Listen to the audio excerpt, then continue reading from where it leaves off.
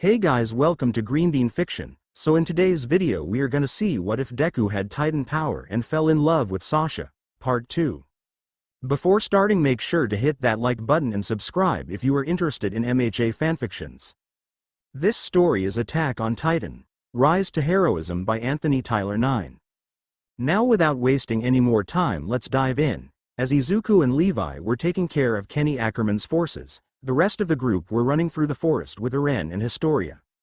They had no clue where to go, considering the fact that all of the scout regiment's bases of operation were now compromised.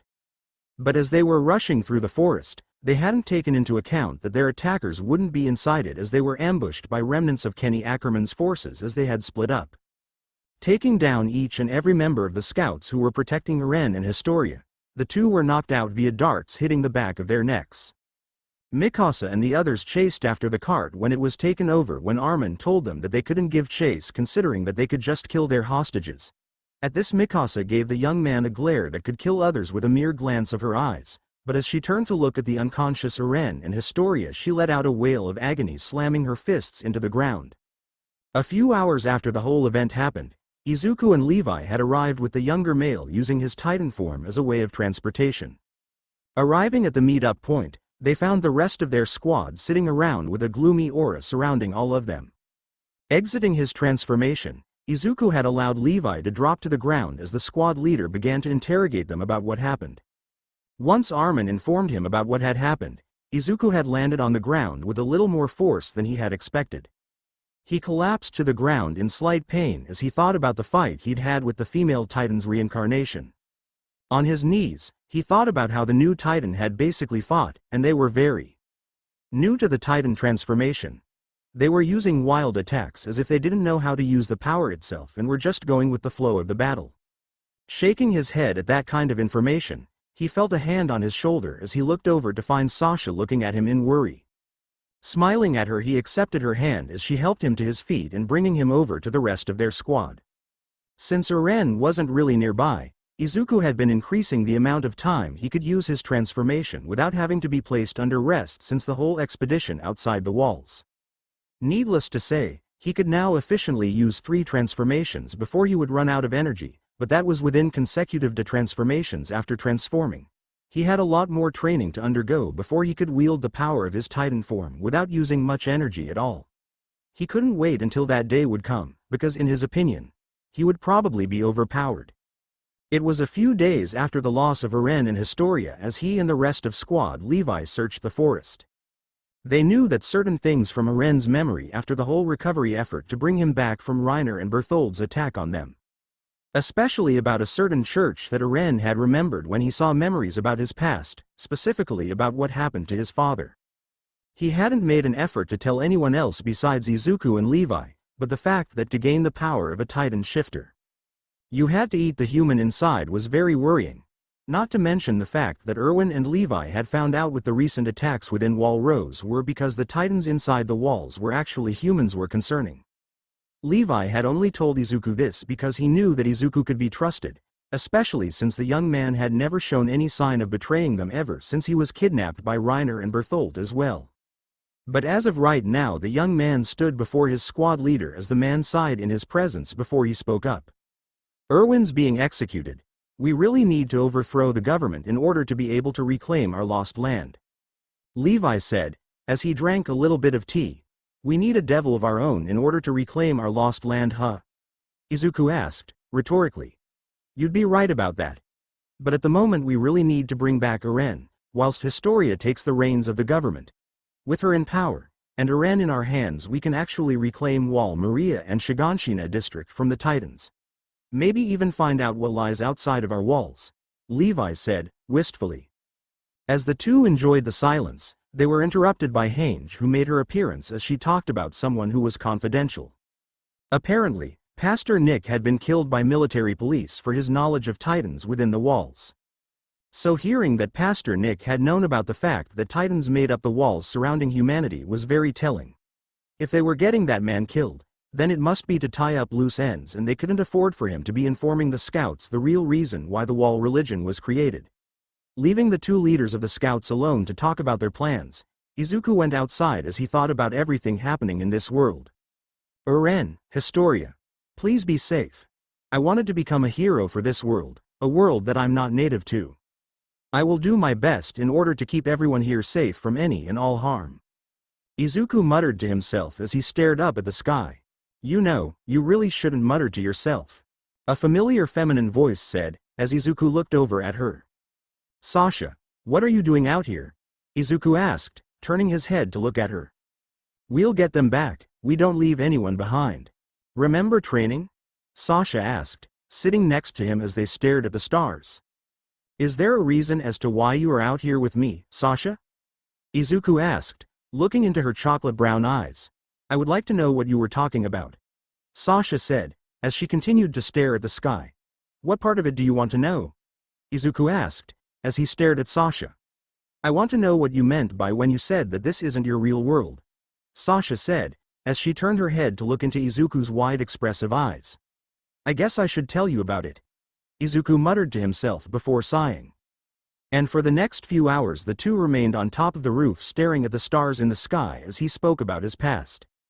Especially about the world he originated from, as it was a place where, surprisingly, he had no power there. He spoke about how he was treated in that world, spoke as if he wasn't even human compared to those who he had been around. How he was bullied for the simple fact that he had no power to defend himself, and how he protected others from his friend who was rapidly going down the path of a villain in the making. And eventually reaching the moment when he was attacked by a quirk supremacist. By the time his story ended with how he witnessed firsthand about the power of the Titans when he was only around 10 years old, Sasha was hugging him tightly. From the perspective of those who were listening in on Izuku and Sasha's moment of where Izuku was showing true weakness. The others decided to allow Sasha to allow her love of him to become something that he could lean on during these times of trial and error. But by the time it was nearing midnight, the two were already heading inside the house as they were preparing to go to bed. But as soon as Izuku was about to head to sleep, he found himself staring at the ceiling of the house before shaking his head and entering the slumber of the night. Throughout the entire night, he and his allies within the small cottage within the small edge of the forest were unaware of the fact that two younger military policewomen looking over the small cottage. They pulled up a note and bird and prepared to send out the message to their higher-ups in order to inform them about the current location of the scout regiment's remnants. About a few days after their heart-to-heart, Izuku prepared himself for the whole battle against Kenny Ackerman's group once more. He had been thinking about how they were going to take them off guard compared to how they were dealt the same back in Stahis district.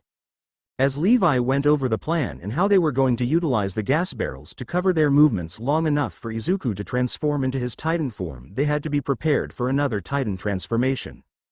Especially since Izuku stated that this new female Titan was much stronger than the previous one, but just without the experience the previous one had. So as they moved out towards their next location for reclaiming their lost allies, Izuku prepared himself mentally for being attacked whilst he is in the middle of his transformation.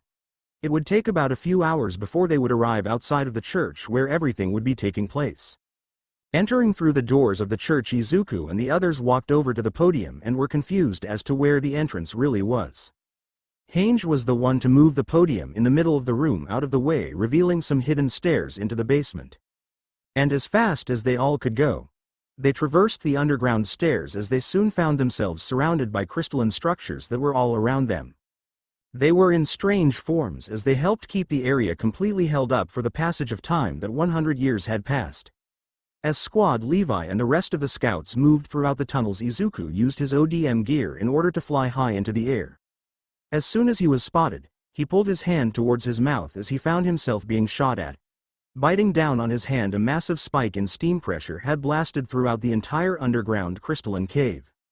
All the people who were shooting at him continued to shoot in his direction, hoping to at least kill him before he could fully transform, but he was capable of transforming all the way before that happened.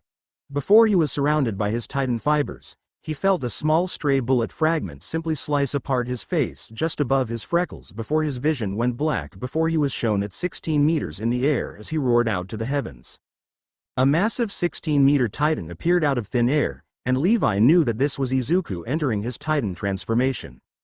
As it roared out into the cavern, the ceiling of crystals shook from the sheer intensity of the shockwave it produced. Levi immediately took off with Mikasa on his right, and the rest of the scouts coming up behind the two of them as they watched Izuku make chaos within the underground cavern.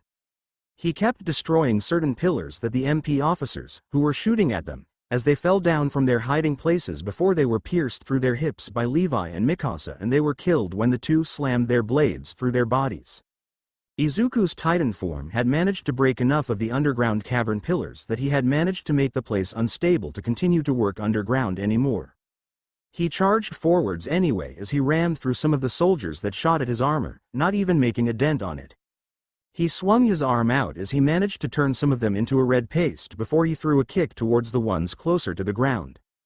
About 50 meters away, another lightning strike had happened as it revealed a new Titan, the female Titan having been reborn. Levi was actually concerned about how the female Titan was back again. He could have sworn that he killed Annie Leonhardt. But something was off about this Titan. She was looking like that one woman that Kenny had been talking to before he had managed to escape from Stahis. The female Titan roared out to the heavens, shaking the entire cavern entirely, but as she looked angrily at Izuku, he only just entered a combat stance. He may have been much less experienced in life, but in terms of Titan-shifting combat, he was much more experienced. The new female Titan had thrusted an arm at his armored state as he merely moved his head out of the way from the strike as he moved his arm rather slowly before gripping her arm. Her face became enraged as she threw her other hand into his wrist, but nothing came about of it as her arms started to break apart. Izuku then lifted her off the ground before throwing her into one of the crystalline structures as he opened his mouth with some of his armor moving out of the way. "Levi, scouts. Leave this to me." The Titan spoke, as everyone looked confused entirely. Levi landed on Izuku's left shoulder before speaking to his Titan form as the eye looked at him with intrigue. "When were you going to inform me that you could speak in your Titan form?" Levi asked, a little angry. "When we got out of this mess and were preparing to take back Wall Maria." The Titan spoke before Levi gave a nod and left. Whilst the scouts went far ahead and were making their way towards where Eren and Historia were located, Izuku focused his vision on the female Titan. She had stared at him in shock at how he could speak before she watched as his armor plating moved back into place again around his mouth, creating a mouthguard. He then rushed her as fast as he could, forcing her to dodge out of the way as a massive fist slammed into the ground, cracking the crystals below. He swung his leg out as the female Titan tripped over him as she rolled around, crushing some of her allies in the process. His armor plating had fallen from his lower jaw so that he could speak to her again, but this time it was him demanding a question. "I don't know who you are, but I know for a fact that you aren't an ally of Annie Leonhardt. So tell me, how did you gain that power?" Izuku's Titan form questioned. The female Titan stared at him for a moment as she glared at him from her cerulean, blue eyes, and as she stood up, she entered a familiar combat stance. "That stance is something that I have seen before," Izuku said, as he entered a combat stance as well. The female Titan then ran at him with full speed, and for the first time in their fight she had managed to land a hit on his form. But from what it looked like to her allies, she had managed to land a devastating blow to his face as they cheered from below. A massive amount of steam was blasted in front of everyone, including the female Titan, as she glared at Izuku's glowing green eyes from the steam. He reached out through the steam, his arm surprisingly less armored as it swiftly grabbed her face and slammed her into the ground with such speed and power. She had no clue how he had managed to grab her faster than she could react. He reached over with his armored hand as he gripped her left arm and pulled as hard as he could, detaching the arm from her Titan form. He did the same with the other arm and legs until all that was left was her upper torso and head that were looking at him in shock.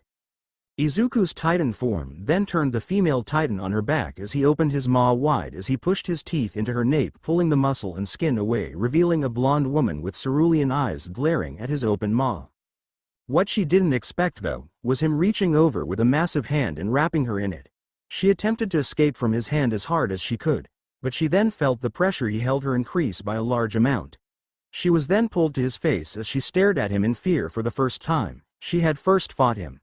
He then gave a glare of his own inside his Titan form as he spoke again towards her in a demand.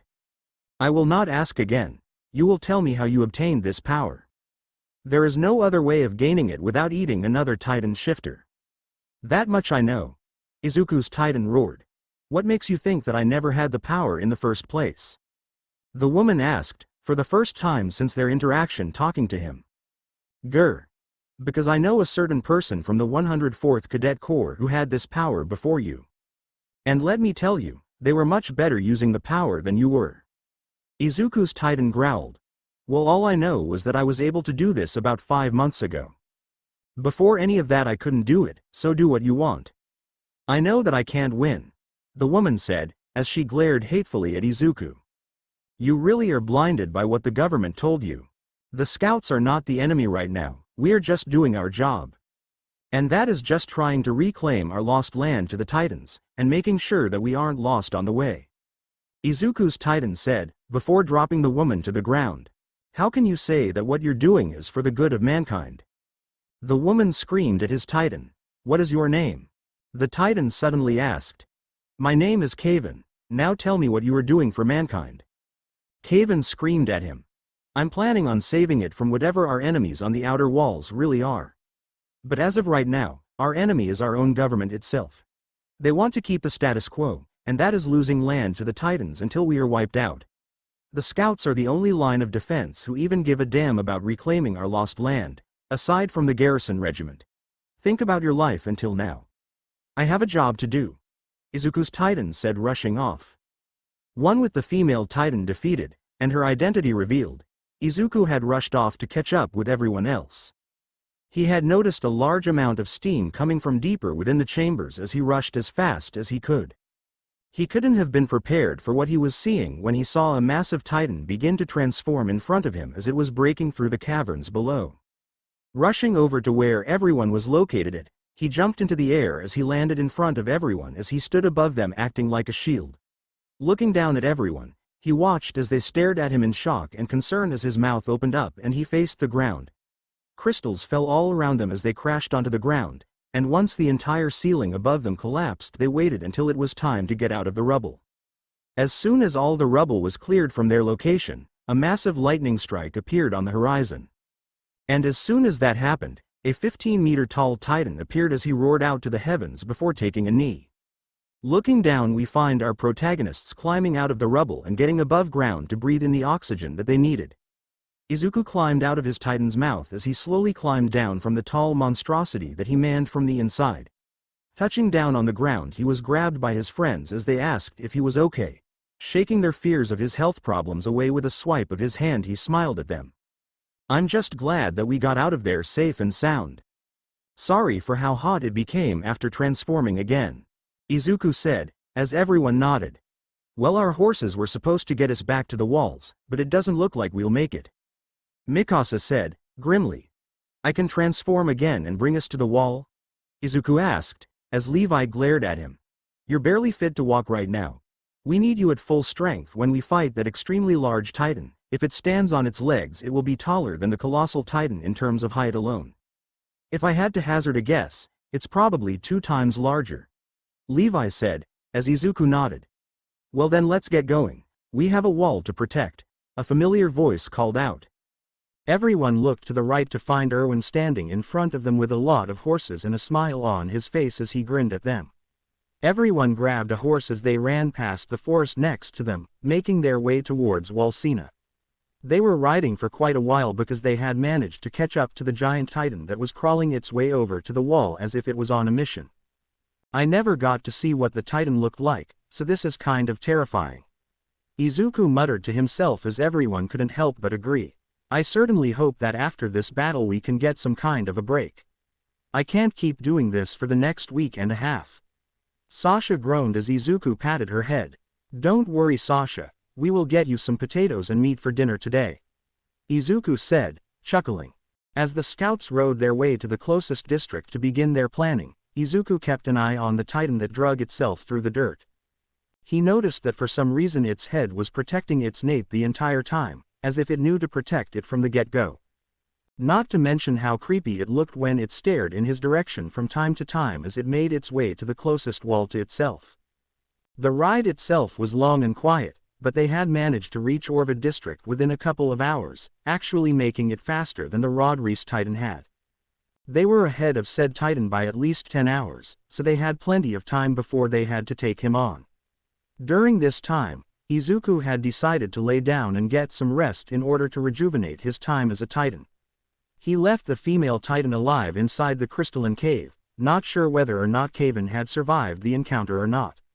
But considering the fact that she never showed up after the cave had ironically caved in on itself, he wasn't holding out hope for her survival. As he was sleeping, the rest of the scouts were in the planning room as Erwin had made himself known in the planning area. His execution was postponed because of the fact that they needed all hands on deck for this new threat coming towards Orvid District. And with him in charge, they wouldn't need to worry about protecting the populace of Orvid District. They were already planning on taking over the government to finally reclaim the lost land of Shiganshina District as well as Walmaria. They were talking about the plan when Izuku had just woken up from his impromptu nap inside the room to their left. "So, anyone going to tell me what the plan is going to be?" Izuku asked with a yawn. "Ah, you're finally awake. The plan for right now is to essentially blow up the Rod Reese Titan from the inside out," Erwin said, as Izuku stared at him for a second. "Well, this wouldn't be an Erwin plan without any kind of problems, so what are they?" Izuku asked, as he got serious. "The main issue we will be having at the moment is whether or not the Titan will even have a mouth after all the dragging it's doing. It's manifesting a lot of heat, so we won't need to worry about the gunpowder not igniting. The main issue is that we need to get the gunpowder inside the Titan's throat and have it ignite from the inside out," Erwin said, as Izuku nodded. "That would provide a problem. How hot is the steam coming from the Titan anyway?" Izuku asked, looking at Armin and the others. "It's hot enough to be where we need really cold water to even stand near it," Armin said, as everyone else nodded. "Okay, that's something. But is there anything else we should be prepared for when he eventually arrives?" Izuku asked, as Erwin smiled. "We are using the people within Orvid District as bait. Rod needs to come to the nearest source of blood, and Orvid District has plenty. We will be lining the wall facing the direction Rod is most likely coming from, and we will use cannon fire in order to bring his defenses down as much as possible," Erwin said, as he looked to Eren. "And Eren will be throwing the gunpowder inside of Rod's throat," Levi said, finishing Erwin's speech. "Sounds like a plan to me. How will we even get high enough to even get the gunpowder inside of the Titan's mouth?" Izuku asked, as Erwin gave a wild smirk. "Just leave that to me and follow your orders," Erwin said, as he looked out the window. Steam could be seen coming off the nearby forest, motioning that they were running out of time for preparations. Izuku walked through the district during the later hours of the night, and he was looking for something to drink before the battle. He didn't want to be dying of thirst before the battle even began. He made it towards a small pub nearby as he walked through the doors. The people inside couldn't be bothered to worry about him as well as his young age entering the place as he put a few coins on the ground and paying for a cold drink. He watched as each and every person inside the room had the possibility of dying due to the plan Erwin had made back in the building. Shaking his head, he started to drink the water that was given to him as he thought about the battle coming up. He was so enthralled with whatever was on his mind, he never heard the movement coming up behind himself. "Mister, are you sure you should be here?" a young girl's voice asked. Turning to look at the offending voice, Izuku saw a little girl staring at him with confusion as well as concern. "Don't worry, kid, I'm just getting water," Izuku said, as he drank a little bit more. "Well, what are you doing here so late in the night then?" she asked, with a tilt of her head. "I'm just quenching my thirst before the big battle coming up. Erwin's got something big cooked up, and I want to be at full strength in order to be of use to my commander," Izuku said, patting the girl's head softly. "Commander Erwin? You mean the leader of the scout regiment?" the girl asked, eyes glowing with stars. "Yup, is he like your idol or something?" Izuku asked, after confirming her question. "Wow, I never thought that I'd meet someone who works so close to him," the girl said, as she stared at him like he was a god. "Hey, don't look at me like that. I'm just doing my job, but what's your name?" Izuku admonished before asking her name. "Oh, my name is Laura Tiber. It's nice to meet you, sir," she said, holding a hand out. "Midoriya Izuku, and I'm of Japanese descent," Izuku said, as he shook her hand. "Japanese descent, what's that?" the girl asked, with a tilt of her head. "I don't know exactly, but I do know that my parents came from beyond the wall," Izuku said, a fond expression taking over his face. "What happened to them?" she asked, as Izuku looked at her sadly. "They were killed when the colossal titan broke through Shiganshina district," Izuku said, patting the girl's head as she held tears in her eyes.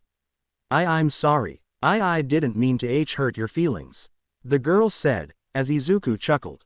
"It's been years since they were dead. I'm fine, just make sure to be polite to others, okay?" Izuku asked, giving her head another pat.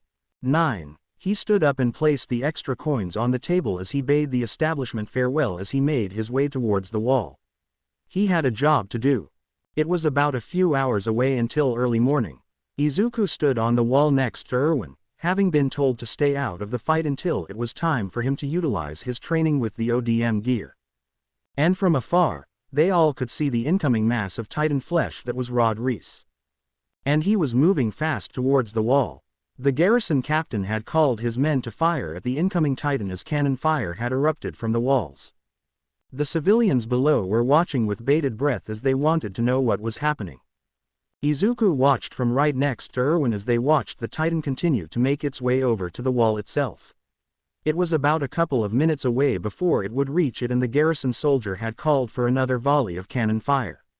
Watching the Titan reel from the cannon fire below, Izuku felt that something wasn't right, as it wasn't dying from the hundreds of cannons firing at it. That was when it happened. The wind changed directions, causing all the steam from it to fly towards those on the walls. Izuku grunted from the effort needed to keep his eyes open in the face of all the steam the Titan was making. As the steam had continued to rise and move over the wall, the civilians down below were watching as a hand broke through it all and pushed into the sky. It blocked out the sun for all but a moment, before it slammed down on the wall's surface as we see 3 kids staring at it in shock, awe and fear. Soon enough the Titan had made itself appear above the wall, and for some reason it was at least double the size of the colossal Titan in sheer height. A piece of its internal organs fell from its exposed stomach as the soldiers had evacuated the spot where it stood. "Is it too late?" Izuku heard Erwin mutter. "Quick, run away." "Hey, don't run. We need to get out of here." The civilians and garrison soldiers had all screamed. A wide view shot is given of the Orvid district wall as the Rod Reese Titan was seen towering over the wall. It was standing on its hind legs now as it looked down on the people below as if sizing up who to eat first. That was when we returned back to the top of the wall where our main protagonists are located as they prepare to attack it. "Retreat. Everyone retreat," a garrison soldier called out before looking at the town. "Shit, it's breaking through. The city I grew up in is done for," he said, with an utterly sad tone in his voice. Levi came up behind him and slapped a palm on his shoulder, causing the man to turn around with a flinch. "Stand back, Captain," Levi started, as Connie, Jean and Sasha dumped cold water over their bodies behind him. "We'll take over from here," Levi stated as the man nodded. "Eren, we're up," Armin said, as Eren had shook his head slightly. "Right, Armin, there's another thing that's different from then," Eren said, his face completely serious. Armin asked, as Eren continued. "It might not be all they hoped for, but now, humanity's got an ace up its sleeve." "But not just one, but 2, Eren said, looking determined. Eren raised his hand to bite down on it, as we see the 3 children from before. One of them being Lara as they ran away from the wall. But that was when the sky suddenly darkened slightly and gained a yellowish hue, before lightning struck on the wall. The children turned around to look at the wall with concern, as they found another Titan appearing on the wall itself. But there was something odd about this one. It appeared that he wasn't focusing on them all but more on the Titan who was attacking the wall itself. They all gained happy expressions on their face as they began to look on at the incoming battle with awe. "Is that a Titan?" one of the boys asked, as they were interrupted by a roar from Eren's Titan form. "We're ready to go," Armin was yelling, as others had covered themselves in cold water, Izuku doing the same. On both sides of the Rod Reese Titan, Armin and Sasha prepared gunpowder kegs in order to attempt to cause a disruption of balance. They all needed the word of Commander Erwin before they would continue on to defeat it without any outside assistance. Erwin would raise a smoke flare with a red signal on it as he prepared to initiate the battle for Orvid District. Putting on a face of pure determination and emotionlessness, he spoke to the entire remnants of the scout regiment. "Let this battle commence," Erwin yelled, as he fired the signal flare. Bang! Firing the weapon kegs, Armin and Sasha did it at the same time as harpoons connected to the Titan's hands. As soon as they were pulled taut, the ODM gear inside immediately started to push the kegs towards the hands of the Titan itself. And as soon as each one smashed right into the hands of the Titan itself, they began to glow an ominous orange color before exploding, creating a shockwave through the Titan's hands and arms, immediately knocking it off balance. "Take this," Sasha screamed out, as the bombs smashed into the Titan's hands. "Yes, it's losing balance," Armin called out. As soon as the Titan began to fall downward, its face smashed into the top of the wall as Erwin and Armin looked on in determination. "Eren!" Erwin screamed, as Eren's Titan form emerged from the smoke and steam carrying a massive payload of gunpowder kegs. The Rod Titan had begun to move back up as we were brought back into a flashback of the meeting between the scouts. They were talking about how to best take the Rod Titan down without any damage to the city. And that is when Erwin began speaking about pushing gunpowder down its throat in order to blow up the nape from the inside. Since the cannon fire wouldn't do it, doing it from the inside would most definitely be the better choice, although there was no guarantee that it'd work. So in other words, in order to defeat that Titan, we'll stuff gunpowder in its throat, and hope it's enough to blow up its nape. Levi's voice came back to Eren. "Correct," Erwin said, looking Levi in the eye. "With the heat it's producing, it'll ignite the gunpowder without a detonator." Levi said, "So long as it hangs its mouth wide open for us like an idiot." Levi said, his analysis complete. "An explosion against its nape won't have the desired effect, which is why the explosion has to happen from inside. But the target may be protecting itself by dragging its face across the ground. For all we know, it could not have a mouth to even open." "That's the gamble this time," Erwin said, finishing his statement. By now, with the flashback sequence done, Eren was right in front of the Titan's face as its mouth was hanging wide open for him. Eren used all his strength in order to throw the payload inside of the Titan's mouth as he roared with effort. And Eren decided to let out a victory word.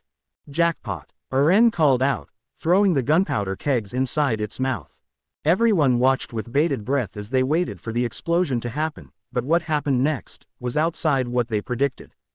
With nowhere to go but through the body of the Titan, the explosions disformed the Titan's body before causing it to explode outward.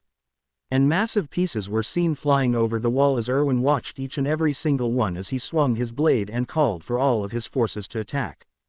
"All forces, finish it with your ODM gear now," Erwin screamed as he waved his arm to the left. It may be gigantic, but its vitals are still 1 meter high and 10 centimeters across. Erwin in a flashback advised as all forces were out and heading for each piece of Rod's Titan pieces. "Unless we destroy the main body, it will just regenerate and create another shield of heat."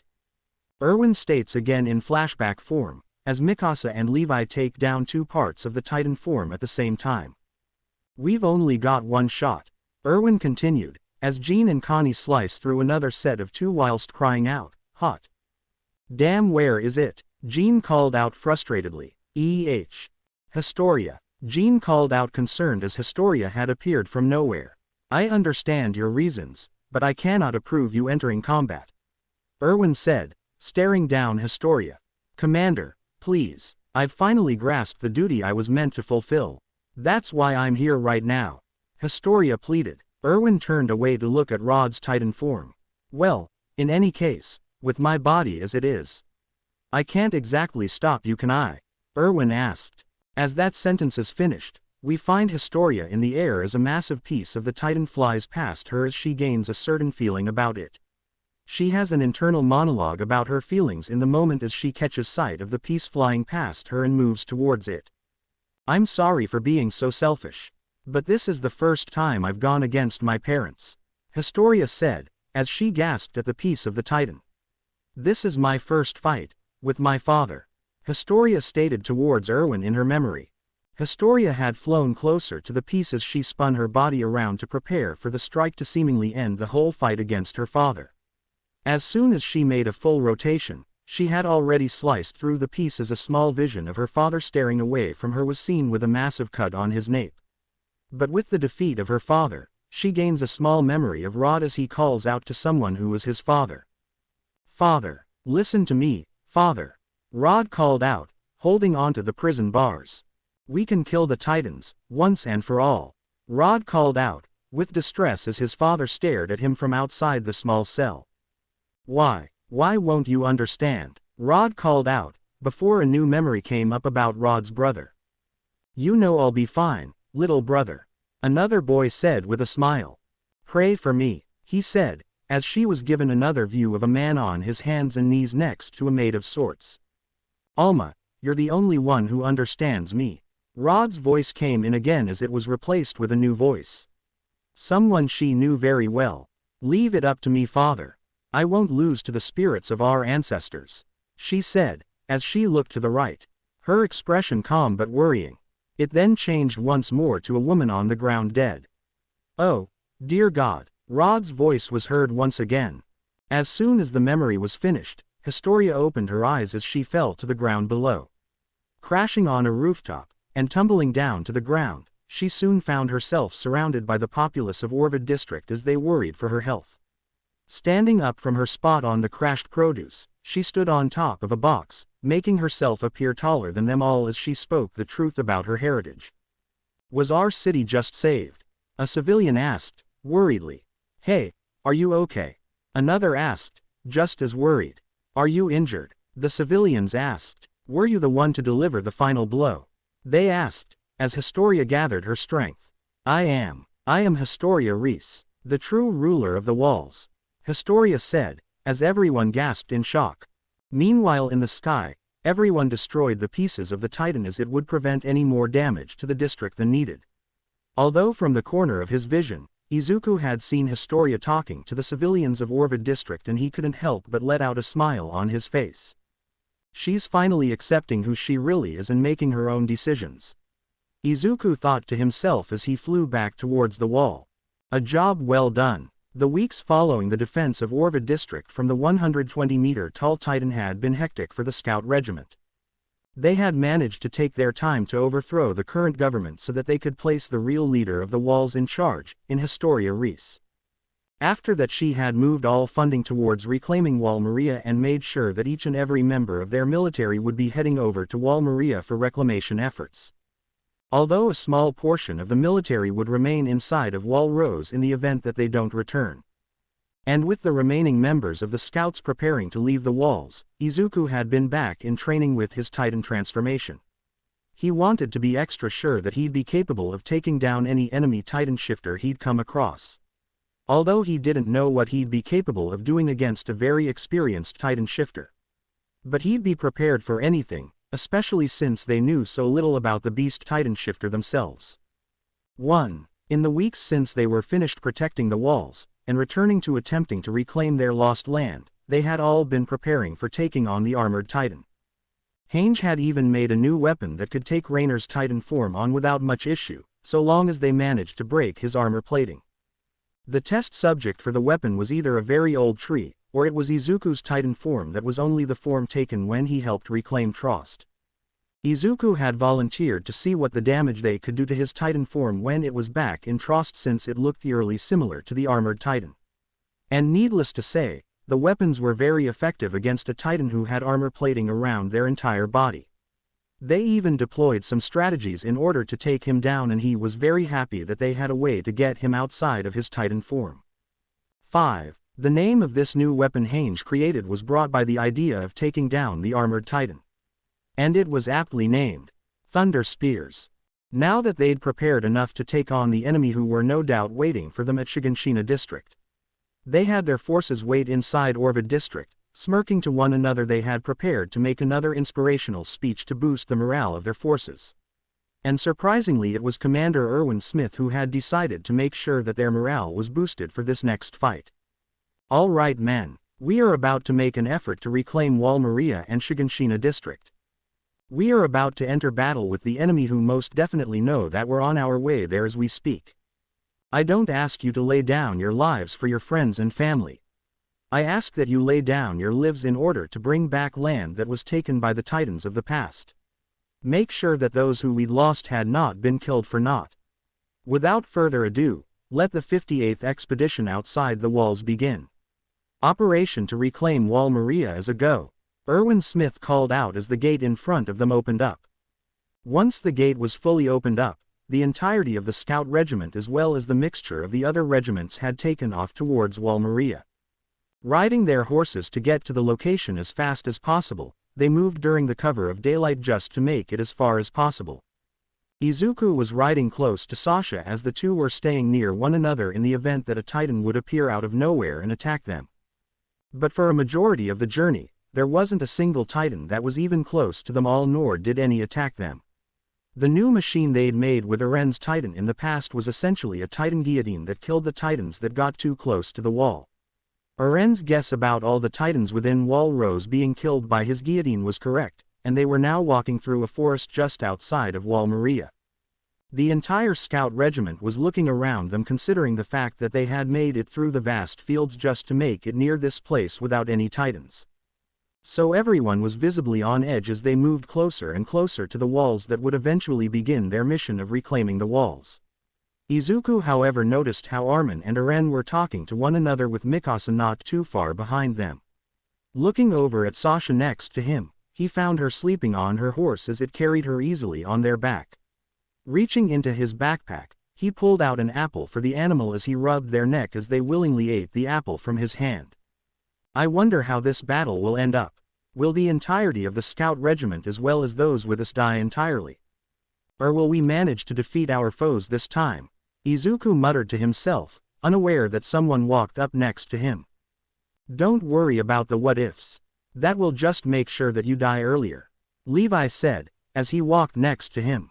Yeah, you're right, sorry sir, Izuku said, as Levi chuckled. I'm just glad that I'm not the only short person in the scouts.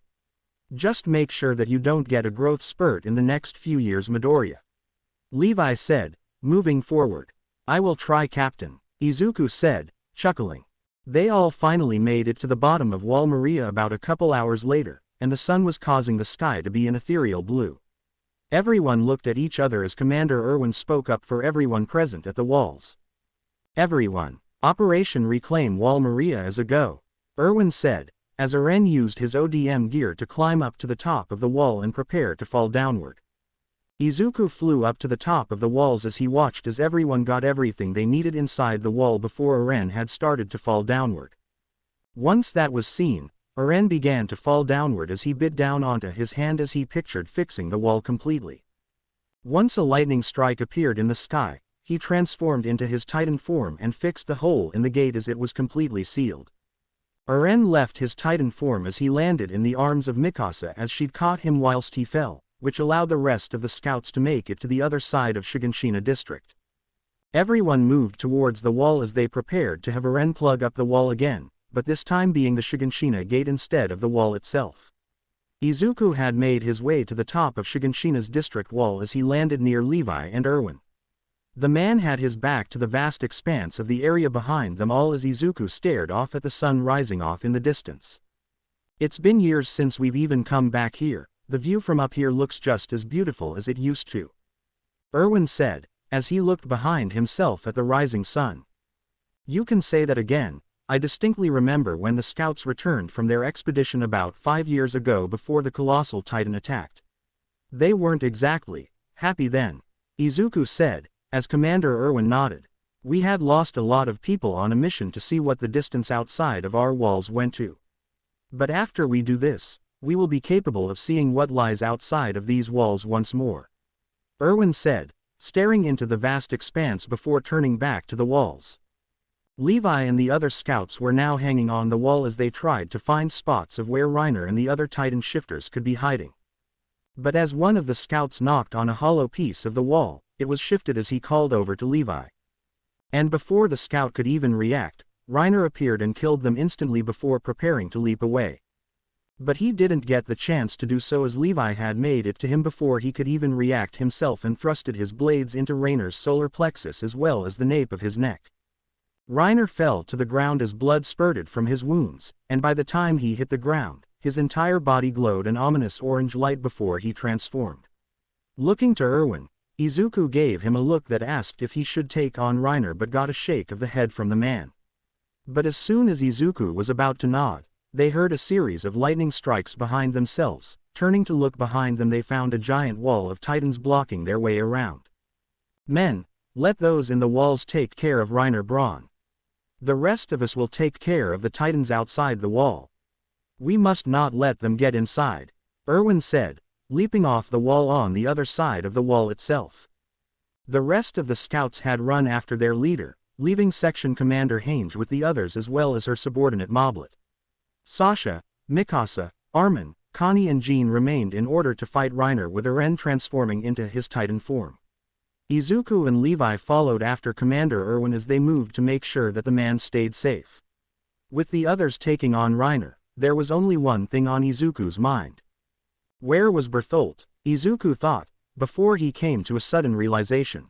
Commander, Izuku called out, landing near the man. What is it? Erwin questioned, looking to Izuku. I think I know what's about to happen, Izuku said, before another lightning strike happened.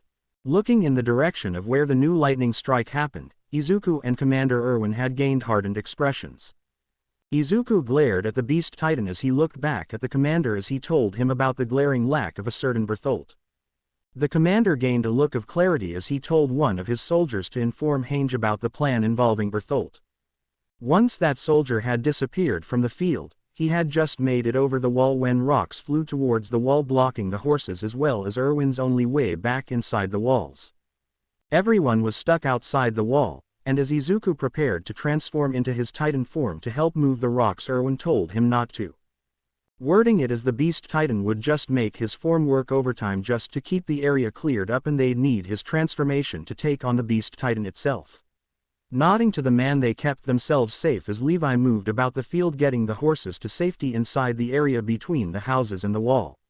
It was here that Erwin was thinking about a passable strategy to take on the Beast Titan and not require a whole lot of sacrifice. Commander Erwin, I think I have an idea for what we should do, Izuku said, quietly. What is it, Midoriya? Erwin asked. It requires all of us to take the fight to them, an ultimate frontal assault. We send all our forces towards the Beast Titan, and once we get started, we make sure to shoot green signal flares to cover the tracks of Captain Levi.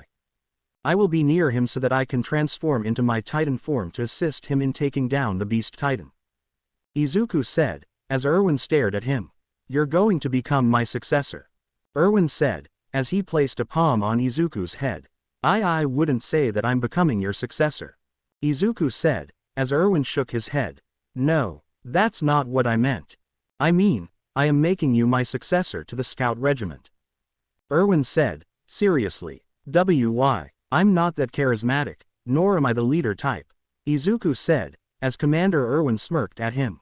It's the duty of the commander to be able to make the hard decisions that nobody has to make. And that goes double for the Scout Regiment. We will follow your plan. But I need to tell the rest of the scouts this plan. I need to have you near Levi when this happens, Commander Erwin said, as rocks slammed into some nearby houses. Before anyone could do anything else, however, there was a roar inside the walls as everyone heard the whirling of something that was thrown by the Beast Titan.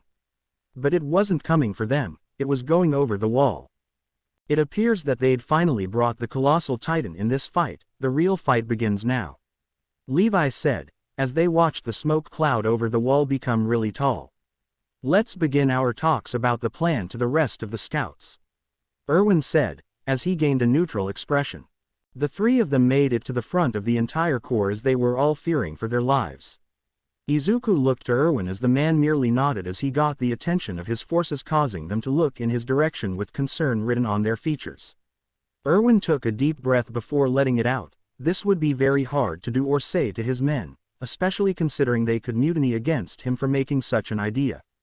Men, I have a plan for how we can defeat the Beast Titan, Erwin said, with a determined expression taking over his mostly neutral face. What do you mean we are doing a full frontal attack? ? One of the soldiers called out. There's no point in standing around, we'll only be showered by more boulders. Ready your horses on the double, Erwin said, as a new cadet moved up.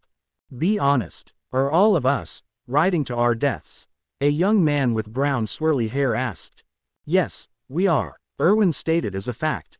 And since we're dying anyway, you're saying that it's better if we at least die fighting? The young man asked once more. I am, Erwin said, finality in his voice. But wait. If we'll die anyway, then who cares what we do?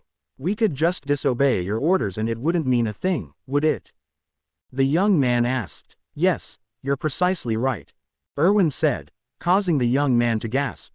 Everything that you thought had meaning, every hope, dream or moment of happiness. None of it matters as you lie bleeding out on the battlefield. None of it changes what a speeding rock does to a body. We all die, but does that mean our lives are meaningless? Erwin asked, as we see more rocks being thrown killing another few soldiers. Does that mean that there was no point not being born? Would you say that of our slain comrades? What about their lives? Were they meaningless? Erwin questions before letting out a small huff of anger. They were not. Their memory serves as an example to us all. The courageous fallen, the anguished fallen. Their lives have meaning because we the living refuse to forget them, and as we ride to certain death, we trust our successors to do the same for us. Because my soldiers do not buckle or yield when faced with the cruelty of this world. My soldiers push forward, Erwin said, as we see him and the rest of his soldiers rushing towards the Beast Titan. During this time, Izuku has transformed into his Titan form as Levi rode him towards the first few Titans on the outer line between the wall and the Beast Titan. My soldiers scream out. My soldiers rage, Erwin called out before being struck with some rocks. As he fell off his horse, he called out to his men one final time as they were rushing towards the Beast Titan. Many of them fell in that first gunshot of green signal flares, but a major portion of the army still remained as Erwin screamed out for his men. My soldiers never give up. Plus ultra, Erwin said, as he started to pass out. 1. Izuku and Levi were making their way towards the Beast Titan. They had overheard Erwin screaming out with his men rushing towards the Beast Titan. They had admittedly gotten pretty close to him before almost their entirety had been wiped out. Only a few soldiers remained as Levi and him were now within range to attack. As soon as the Beast Titan had destroyed the last few soldiers, the area surrounding him had become layered with a green mist as he thought about what was wrong. Looking to his left, he found that his Titans had been lying on the ground for some reason. Some were even steaming if he strained his eyes hard enough to see. But as soon as he recognized that their bodies were slowly dissipating, he immediately went on guard before an armored fist came through the smoke. And Levi was flying through just above it as the Beast Titan let out a massive roar before throwing his left arm towards the offending limb. Izuku ducked under the arm as Levi immediately went God mode on the offending limb of the Beast Titan as he cut its entirety off, leaving the Titan shifter in shock. His bestial form questioned, before being punched in the face by an armored hand. Take this, Izuku's Titan screamed as he swung another fist out, but this time holding a small hammer. As soon as the hammer got close to the Beast Titan's face, he pulled up his right arm in order to block the strike. But was surprised when the offending item broke through his body and sent his arm flying away from his body. It was here that Levi came down underneath the Beast Titan and sliced its ankles, causing it to fall to the ground as Izuku pulled the head of the Beast Titan off its body. What happened to all that fun you were having? Levi screamed out angrily. As the Beast Titan focused on reforming its limbs and head, Izuku held the Titan in place as Levi appeared again in the air as he blasted downwards and landed on its nape. And as soon as he landed on the nape, he started to wail down on the nape until he cleared enough of the fur and swiped upwards with a roar. HRG. The Titan shifter for the beast cried out in agony before a blade entered his throat. Well, it appears that we defeated you, bastard. After transforming, if your body's severely damaged, it's too busy healing to let you resume your Titan form, isn't that right? Levi said, pushing his blade through the man's eye. Gurg. The man cried out as he felt the pain of the blade pushing through his eye socket. Hey, I asked you a question. It's only polite to answer. Levi said, glaring down at the man. I can't kill him yet, there must be a survivor. It doesn't matter if they're on the brink of death. I can inject them and make them a Titan. And then we just have them eat this guy. And the Beast Titan's power is ours. Levi thought, before he noticed Izuku's presence behind him. If there's one person still breathing, I can save them. Levi continued to think as an image of Erwin showed up. It was here that he widened his eyes as Izuku grabbed him out of the path of a smaller titan as they jumped in an attempt to kill him whilst saving their leader. As Levi attempted to grab him with his ODM gear, he fell to the ground as Izuku stood in front of him in a defensive stance. As the man held in the quadrupedal titan's grasp, he called out for his other titans to chase after Levi and Izuku. "Hey, where you going? Stop," Levi begged slightly. "Go now, rip him to pieces," the man said, as Levi attempted to use his ODM gear, only for it to fail. Izuku stepped in for this part of the fight as he placed Levi on top of his head as he rushed after the small titan and their hostage. As he pushed through the horde of titans that were attempting to kill Levi, he watched as the quadrupedal titan make it to the Shiganshina district walls and climb over them. Killing each and every one of the titans in an attempt to reach the wall, he finally did, only to see that there was a massive climb for him and Levi to undertake. Looking back at the field, he watched as Levi stood up, having done emergency maintenance on his gear. "Look for survivors of the battle. Make sure that if Erwin is still alive, that we can bring him back to life," Levi said, as Izuku's titan form nodded. "Be safe," Izuku's form said, before rushing off. As he ran through the remains of the battlefield just outside the Shiganshina district wall, he found that there wasn't many survivors. Those who survived the rocks impaling them through their body were bleeding out, and others were just on death's door. But there were two people still alive that he could see. It was the young blood who had brown hair in a weird swirl. Flock, if he remembered correctly, but that is beside the point. He held the commander in his arms, and it appears as though he's still clinging to life. Rushing over, the young man stared at Izuku's form as he rushed over to him as Izuku kneeled down to help them both. "Please, if you are on our side, please help me bring Erwin to Captain Levi. We can still revive him," Flock called out, as Izuku softly picked them both up. "Will do best I can," Izuku said, feeling the power of his titan form waning. Turning on his heel and rushing towards the wall again, Flock stared in awe as Izuku's form was slowly shedding its armor as well as skin. It made him move faster as he rushed towards the wall as if he was a man on a mission, and once he finally made it after a few minutes, he started to harden his fingers as he climbed up the wall. Reaching the top of the wall, he managed to get the two of them up there before he opened his mouth and jumped out of his titan form. It fell to the buildings below as it started to disintegrate, and Izuku then took a knee in order to calm his raging heart. "Cough, cough, are you all right?" Flock questioned. I'm fine, just not used to all that heat inside my titan form." "Cough," Izuku said, as he hacked up some blood. "That doesn't look like you're good," Flock retorted. "Do I look fine to you?" Izuku asked, sarcastically. "Well," Flock went to say as Izuku sighed. "Come on, we need to get to Captain Levi and inform him about Commander Erwin," Izuku said, helping Erwin up on his back whilst giving Flock his gas. Flying through the destroyed part of Shiganshina, they found out that Eren and the others had managed to defeat the armored titan as well as the colossal titan. Izuku smiled as he saw the massive form of the colossal titan slowly dissipating in the background of the city. As soon as he landed on a nearby rooftop, he found Levi staring at a blackened corpse as well as Eren staring at the body. That was when he felt as though he was entering something he shouldn't be, as he heard Flock state that they still have the commander although he's on death's door. Play Rengoku's death theme. As Levi began to move towards Erwin, Eren decided to rush towards Levi before he was smacked away. The captain had decided that if they were going to continue as a regiment, they needed their leader back. Even Flock was talking as though Erwin was a needed demon for their usage. He could be of more use to them alive than dead. But as soon as Levi looked at each and every one there, he told them all to leave as Izuku stayed nearby to watch Levi. The man walked over to Commander Erwin as he attempted to use the injection on him to take the colossal titan power from Bertholdt. But for some reason Commander Erwin had enough strength to stop that before staring at Levi as the man looked deeply into Erwin's own. He let out a sigh as he asked Izuku a question before looking at the charred body of what had to be Armin. "Can you transform one more time?" Levi questioned. "I don't know. I used a lot of my stamina to just get here and make sure that I didn't hurt the commander and Flock. But I think I can use a transformation to get us both away in time." Izuku said, as Levi nodded. Do that, then I will inject Armin. Levi stated, as Izuku jumped off the roof. Biting his hand, lightning struck down where he was as his Titan form was much smaller than it was before.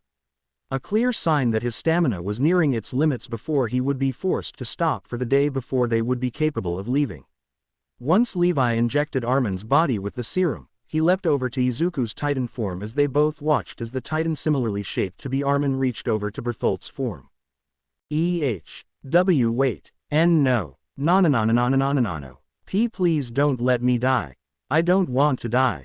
Eren. Reiner. Someone save. Bertholdt screamed out, as Armin's Titan form crushed his head and ate him. End video. Once that was done, everyone made their way back towards Armin and found him unconscious on the roof. Taking him away from the battlefield, they all moved towards the house where Eren called home. Even Hange was there as she moved with them towards the broken-down home. Eren even managed to get the beam off of the basement area's entrance with Mikasa's help. Moving down the entranceway, they found themselves at a door that was soon found to be locked, go figure. As they attempted to use the key that Eren had on him for the door, and it didn't work, the man just decided to kick it down. Entering the room, they found that it was just your traditional-looking basement with medicinal supplies layered throughout. Although coming over to the desk to which Eren's father had once worked on, they opened it up and found that there was a keyhole there.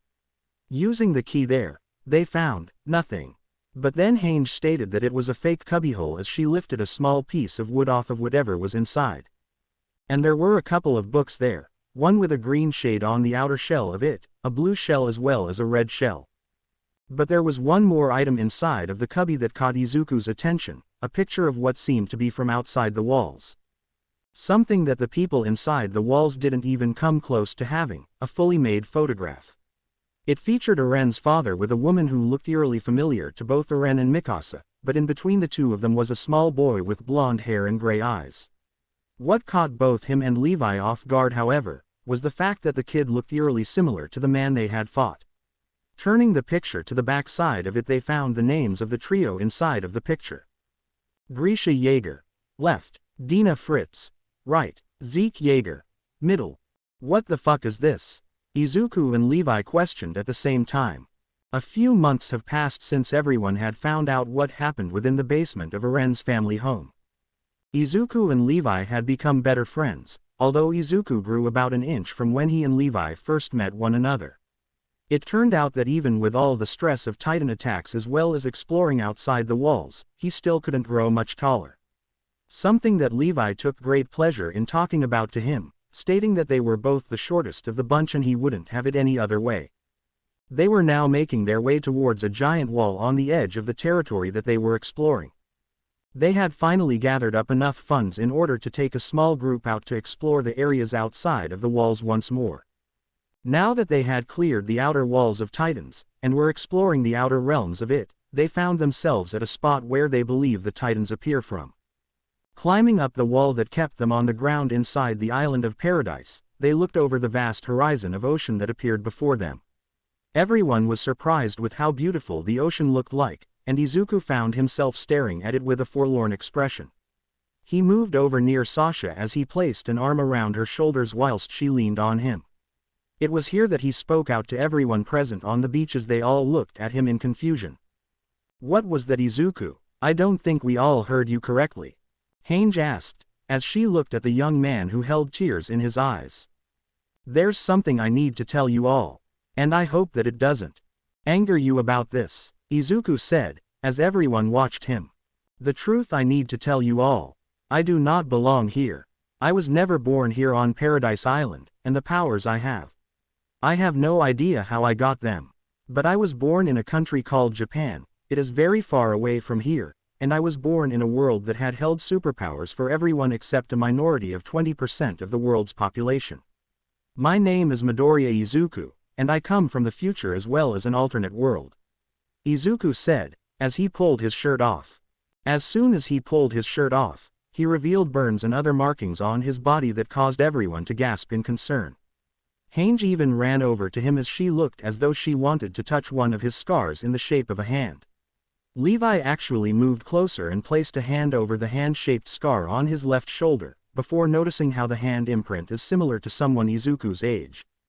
"Problem child, what is the meaning of this?" Levi asked, glaring at Izuku's scar. "That is a long story," Izuku said, looking away. "Time that we all have," Sasha said, encouraging Izuku to speak about his past finally after 4 years of fighting. "I guess I should. It all started when..." Years had passed since Izuku and the rest of the scouts had made it to the beach of Paradise Island. As well as learning the past of Midoriya Izuku, someone who came from the far future and had lived with them entirely. The entire island of Paradise was now known to the rest of the world as a country who has people living on it and will not take anything from any outside countries, earning them the help of a far eastern country called Japan, something that Izuku knew was his homeland. Over those many years, Izuku and Mikasa had learned about the land of this time, as well as Japan of this world's far distant past. It appeared as though the entire world was rushing to find a way to counter the country of Marley, as they had those who were descendants of Ymir Fritz, the progenitor Titan shifter. Izuku, though, he was currently on a zeppelin that was supplied by the Japanese, as they had given Eldia all the knowledge they required to make them. He watched as over the last few months, Eldia had lost contact with Eren as the young man had entered the country without any kind of plan.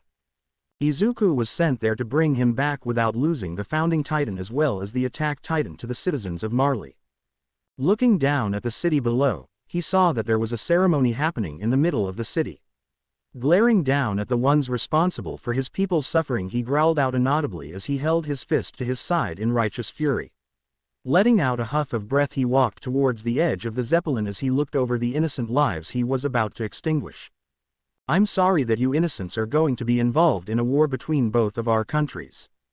I hope you can all find it in your hearts to forgive us for what we must do," Izuku muttered to himself as a hand was placed on his shoulder. "Don't worry, Izuku, we can do this," a familiar voice said, slightly older.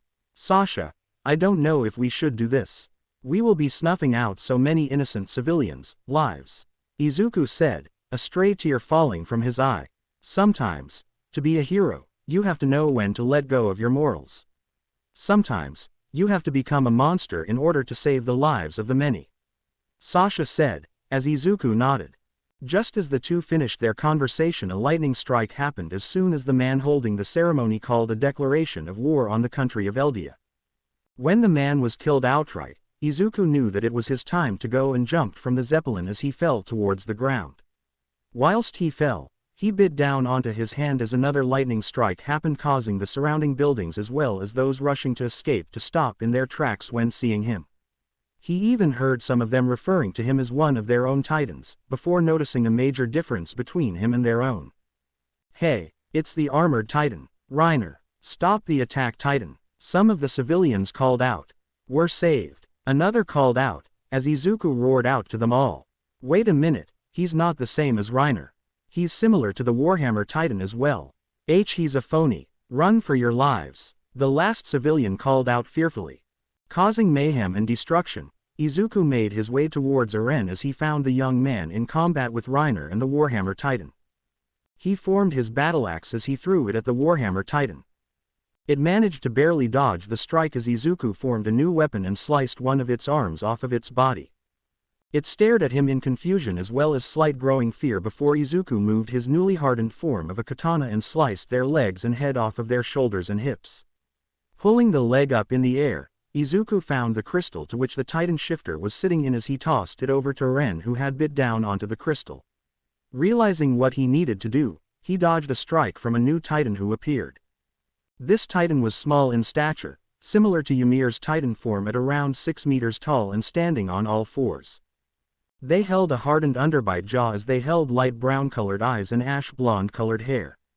Once Eren had managed to take away its legs and an arm, he knocked it out before holding its jaws over the Warhammer Titan's shifter crystal and crushed them within the jaw Titan's mouth.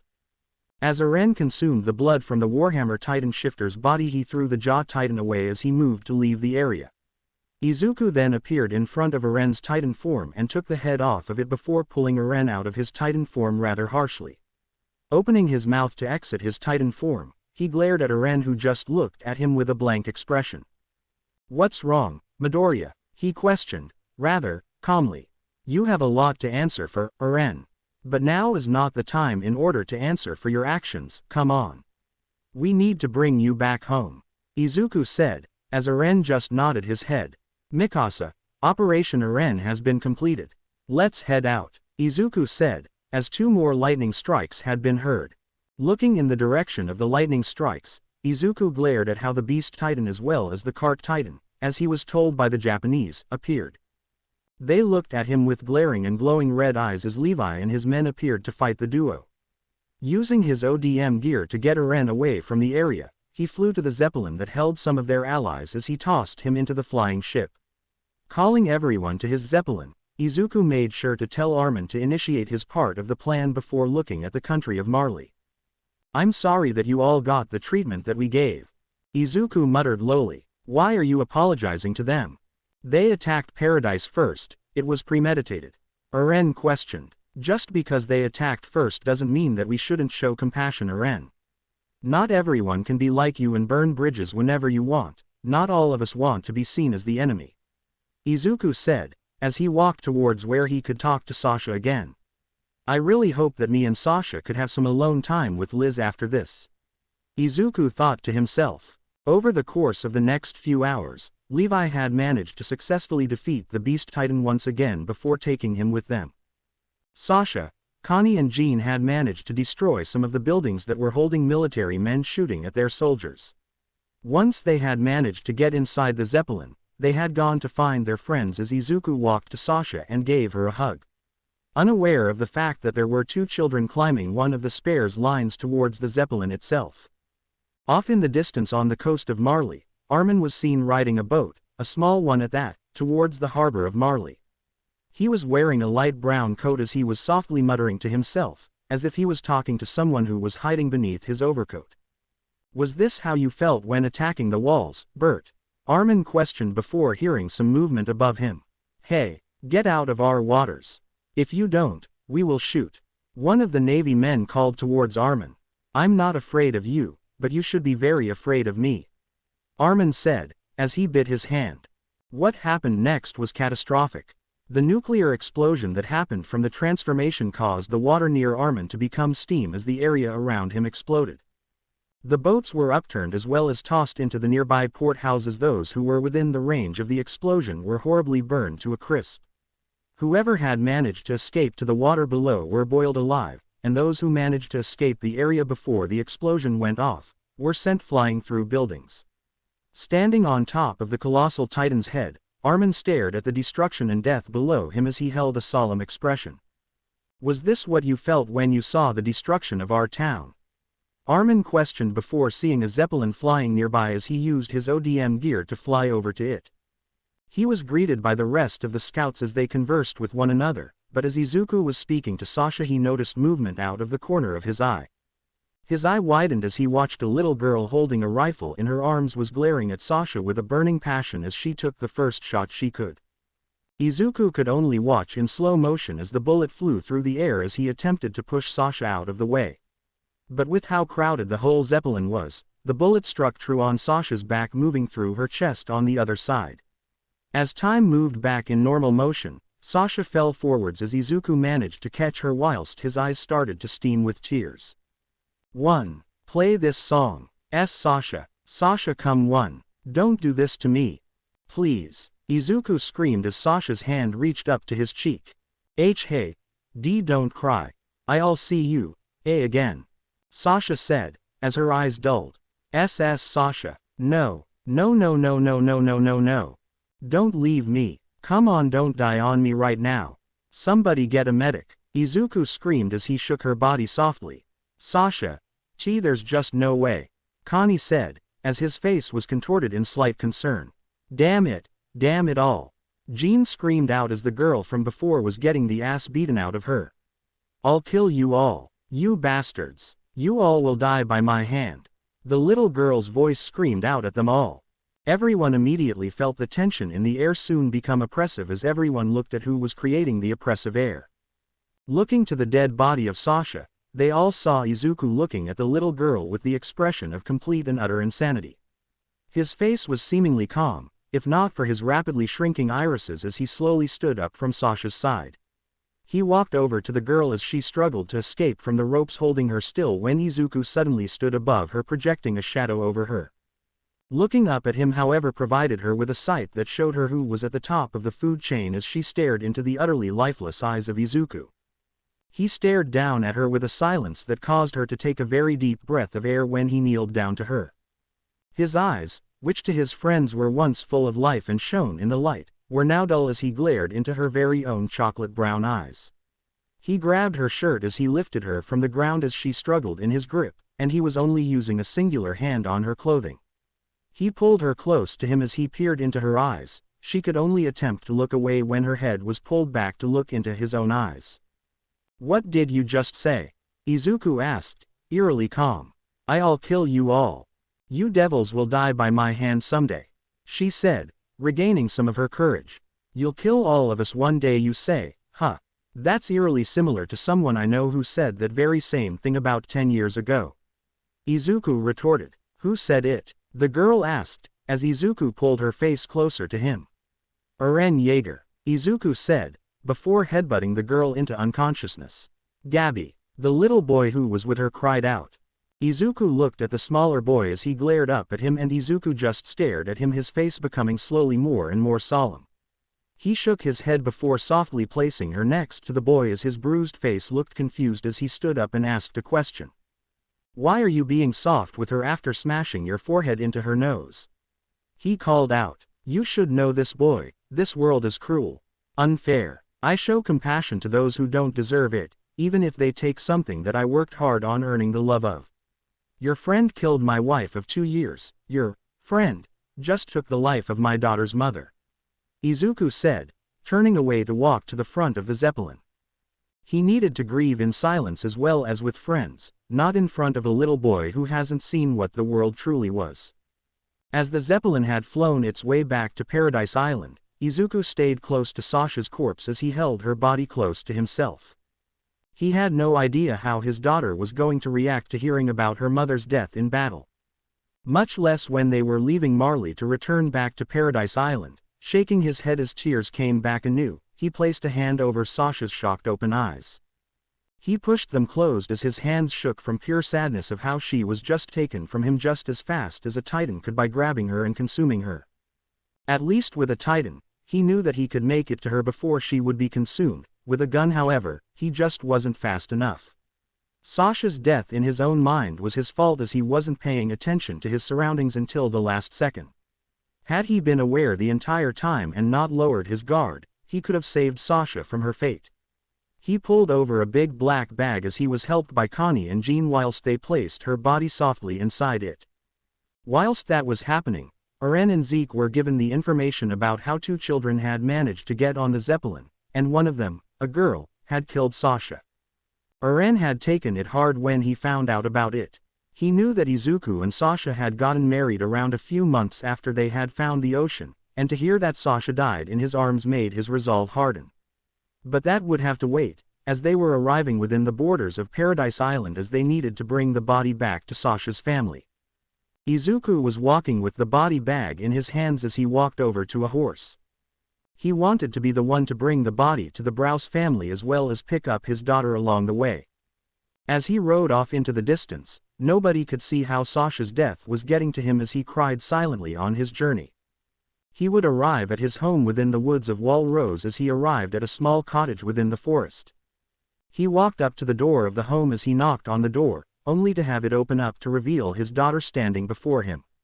She had long curly hair that was green with brown flecks throughout it as she had heterochromatic eyes, one brown and the other green. She stood only as tall as his lower hips as she looked at the bag in his hands as she saw his tears falling from his eyes. "Dad. Where's mommy?" she asked, as Izuku kneeled to her. I'm sorry, Liz, Daddy couldn't save mommy in time. It's my fault that she's dead," Izuku said, softly placing the bag down and hugging his daughter. But you promised that you'd both come back alive. Why you promised?" Liz cried as she punched her father's shoulders as he held her close. I know, Daddy's sorry," Izuku said, as he held her tight. Later that evening Izuku and Liz had made it to the Browse family home as they knocked on the door to the family home. As soon as Mr. Browse had opened the door to find Izuku, his stepson holding a black bag with bags under his eyes as well as a solemn expression, he found himself becoming sad as well. Izuku stared at him with a sad expression before allowing Liz to enter the home and talk to her aunts and uncles within the family before the two men went outside the home. Standing in a small field outside of the Browse family home, Mr. Browse had looked off into the distance before coming back to Izuku's form digging a hole. "How did she die?" Browse asked. "In my arms. She was shot by a little girl. I never noticed her until she took the shot on Sasha," Izuku said, as his entire form was covered in darkness. "It's not your fault, you know. Everyone makes mistakes," Browse explained, as Izuku shook his head. "Something like this always happens to me. I should have expected something of this caliber to happen at some point. Life has never wanted me happy," Izuku said, continuing the burial. "My little girl wouldn't want you to be sad. You know this, right?" Browse asked, as he moved to assist. "Yeah, I need time to grieve. Can you take care of Liz during that time, sir? I don't want to show her a side of me that needs time alone," Izuku said, as Browse nodded. "How long do you think you can stay away from her?" Browse asked. "I just want to be alone for a few days. Just be sure to keep her entertained with food or something that will bring up her spirits," Izuku said, as he placed the body bag inside the grave. The two would cover the grave back up as they placed 2 sticks on the ground as well as a few flowers around the grave itself. Izuku cried even more as he felt the fact that he was alone in the world with Liz breathing down his neck like Bakugo had once done to him. Shaking his head, he needed to leave his daughter with the Browse family for a while until he found the time to get her back. Walking back to the family home, he entered the house looking much older than he really was as he found his daughter. He kneeled in front of her as he placed his hands on her shoulders whilst she looked up to his crying face. "Daddy, what was it like?" Liz asked, as Izuku sadly looked confused. What do you mean, Liz-chan?" Izuku asked. What was mommy like, before she died?" Liz asked. "She was happy, wanting me to make her favorite steak," Izuku said, as he wiped his tears as Liz's tears came back anew. "Why couldn't you protect mommy like you said you would?" Liz asked, as she hugged him. "I tried, but daddy wasn't fast enough. I need to keep you with Grandpa Browse and Grandma Browse. Is that all right? Daddy needs some time alone, to work out his feelings towards this situation," Izuku said, as Liz nodded. "Liz will be brave for you, Daddy," Liz said, gaining a courage-filled expression. "It's okay to be sad, Liz. Never be afraid to show your soft side. It's how I met your mother, by the way," Izuku said, patting her head. "I will be back in a few days. I will be making my way back during that time frame, okay?" Izuku said, to Mr. Browse, who nodded. "See you later, Liz," Izuku said, patting his daughter's head. "I love you, Daddy," Liz called out, as Izuku gave a kiss on her forehead. And as soon as he did that, he took a horse and rode out into the forest in order to see if he could find something to take his building rage out on. As he rode through the forest, the flashes of Sasha from the past they had spent together had come through his mind. Her smiling at him during their dinner times in training, them working together during Trost, him saving her from a Titan during the time when the Beast Titan was still a threat, as well as him bringing her to the beach on Paradise Island to propose to her. And then the most beautiful thing came to mind when he thought about Sasha, Liz being born, as he held her in his arms. He couldn't help the tears come back anew once again as he arrived at his house and put his horse, Daki, onto the tree nearby. Over the next few days, Izuku would be in his home recovering from the death of Sasha alone. He would be visited by Connie and Jean during this time. He told them multiple times that he doesn't feel like talking about her at the time because it was still fresh on his mind. He was going through something that made him think that the world just hated his guts, and just couldn't stand to let him have something to call his. Nothing he'd ever done to make the world hate him enough to kill his wife was ever warranted, but apparently his existence just did. He looked at the knife on the table nearby as a thought came to him, a memory of a very far distant past that he had once told the scouts about. If you want a quirk, there might be a way for you to get one. Pray you get a quirk in your next life and jump off the roof. At least then you might be able to become a hero like you want. Shaking his head, Izuku grabbed the knife and threw it into the nearby wall. He couldn't stand to look at the knife because it would make him think those kinds of thoughts. After all, in that boy's mind he was a Deku. Not worth anything, but he made his life worth something. He had to have. He needed to stay alive for Liz, that way she wouldn't be left in this world without him. He needed to stay strong for her even in this trying time for him, which was interrupted by a knock on his door. Walking over to the door, he found out that there was some military members led by Flock standing in his doorway. Looking confused, they had pulled up a piece of paper in their hands as they asked him a question. Midoriya Izuku, we are asking you if you know anything about the fugitive Levi Ackerman and Hange Zoe. Do you know about their whereabouts? Flock questioned. What are you talking about? I've been in my home grieving my wife's death for the past few days. Izuku said, looking confused. I'm sorry for your loss, but it appears as though we can't trust anyone. They are being charged with treason of the highest order. And we thought that they'd come to you for assistance considering your abilities. Flock said, before entering the house without his men. Well, I haven't seen them since we arrived back at the island. What is this really about? Izuku asked, as Flock gave him a hardened expression. We have reason to believe that Captain Levi and Commander Hange Zoe are committing treason against Eren Jaeger. Flock said, as Izuku gained a curious glint in his eye. Well, that just seems like you're making propaganda. But the real question is, what are you hiding? Izuku stated before asking. Behind his back he hid the fact that he was holding the knife from the wall as it was slowly cutting into his skin. And as Flock looked at Izuku with curiosity, he smirked in his direction because he felt as though Izuku would join his cause. Well, that's the thing. We are joining Eren in his crusade of causing the rumbling to happen and destroy the rest of the world outside the walls. Flock said, causing a shocked expression to take over Izuku's face. Izuku stood inside his home as he watched Flock and the rest of the scouts leave his home inside the forest within Wall Rose. He couldn't think of anything that could cause Flock and Eren to turn on everything they'd learned about the world. Much less think that global genocide was something that needed to be done in terms of protecting the island of paradise. He moved over to a small compartment of his home. He had found Levi injured as well as Hange earlier that week since they had come to his home seeking shelter at least until Levi was healed enough to fight again. Entering into his basement he found the two sitting on the ground looking at him in worry as he kneeled before the two and helped free their restraints. What happened? Hange asked, as she rubbed her hands. Flock and his crew came to my home, whilst I was grieving by the way. Izuku grumbled as he picked up a picture of himself, Sasha and Liz. She would want you to protect the world, Izuku. Hange said, as Izuku stared at her. I know, my mother would want me to do the same. Izuku said, as he sniffled a little bit. Is there another way to get into Stohess district in order to find Eren? Levi asked, coughing a bit after finishing his sentence. Yeah, you'd have to go through the underground just to get near Stohess district. You'll have to exit from it near Wall Sina. However, people are using the underground to move about the place anyway. Izuku said, as he moved to gather his supplies. So are you going to help us protect the world? Hange questioned, with hope in her tone.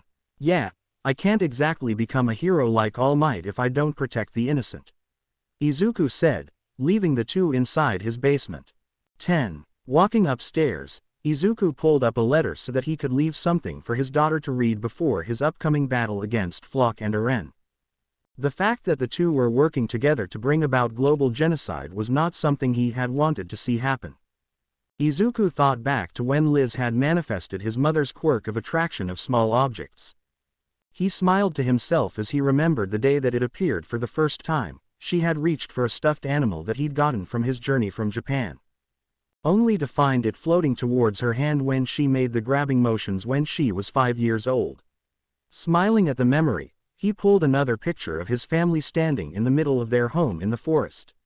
All three had a smile on their faces as Izuku felt tears streaming down his face as he stroked his stubble of a beard. He grabbed a knife and cut off the offending stubble of hair growing under his chin as he made sure to keep himself looking clean. Looking at his reflection in the mirror once he was done, he smirked at who was looking back at him as a determined expression took over his facial features. Time to save the world, except this time, from Eren. Izuku said, as he walked over to a closet. It revealed his ODM gear that had been upgraded over the last few years since he was a soldier of the military. Riding his horse over to Sasha's home, Izuku wanted to make sure that Liz knew about what his plans were before he set out. He knew that there was going to be a very high probability that he wouldn't be able to come back from this mission.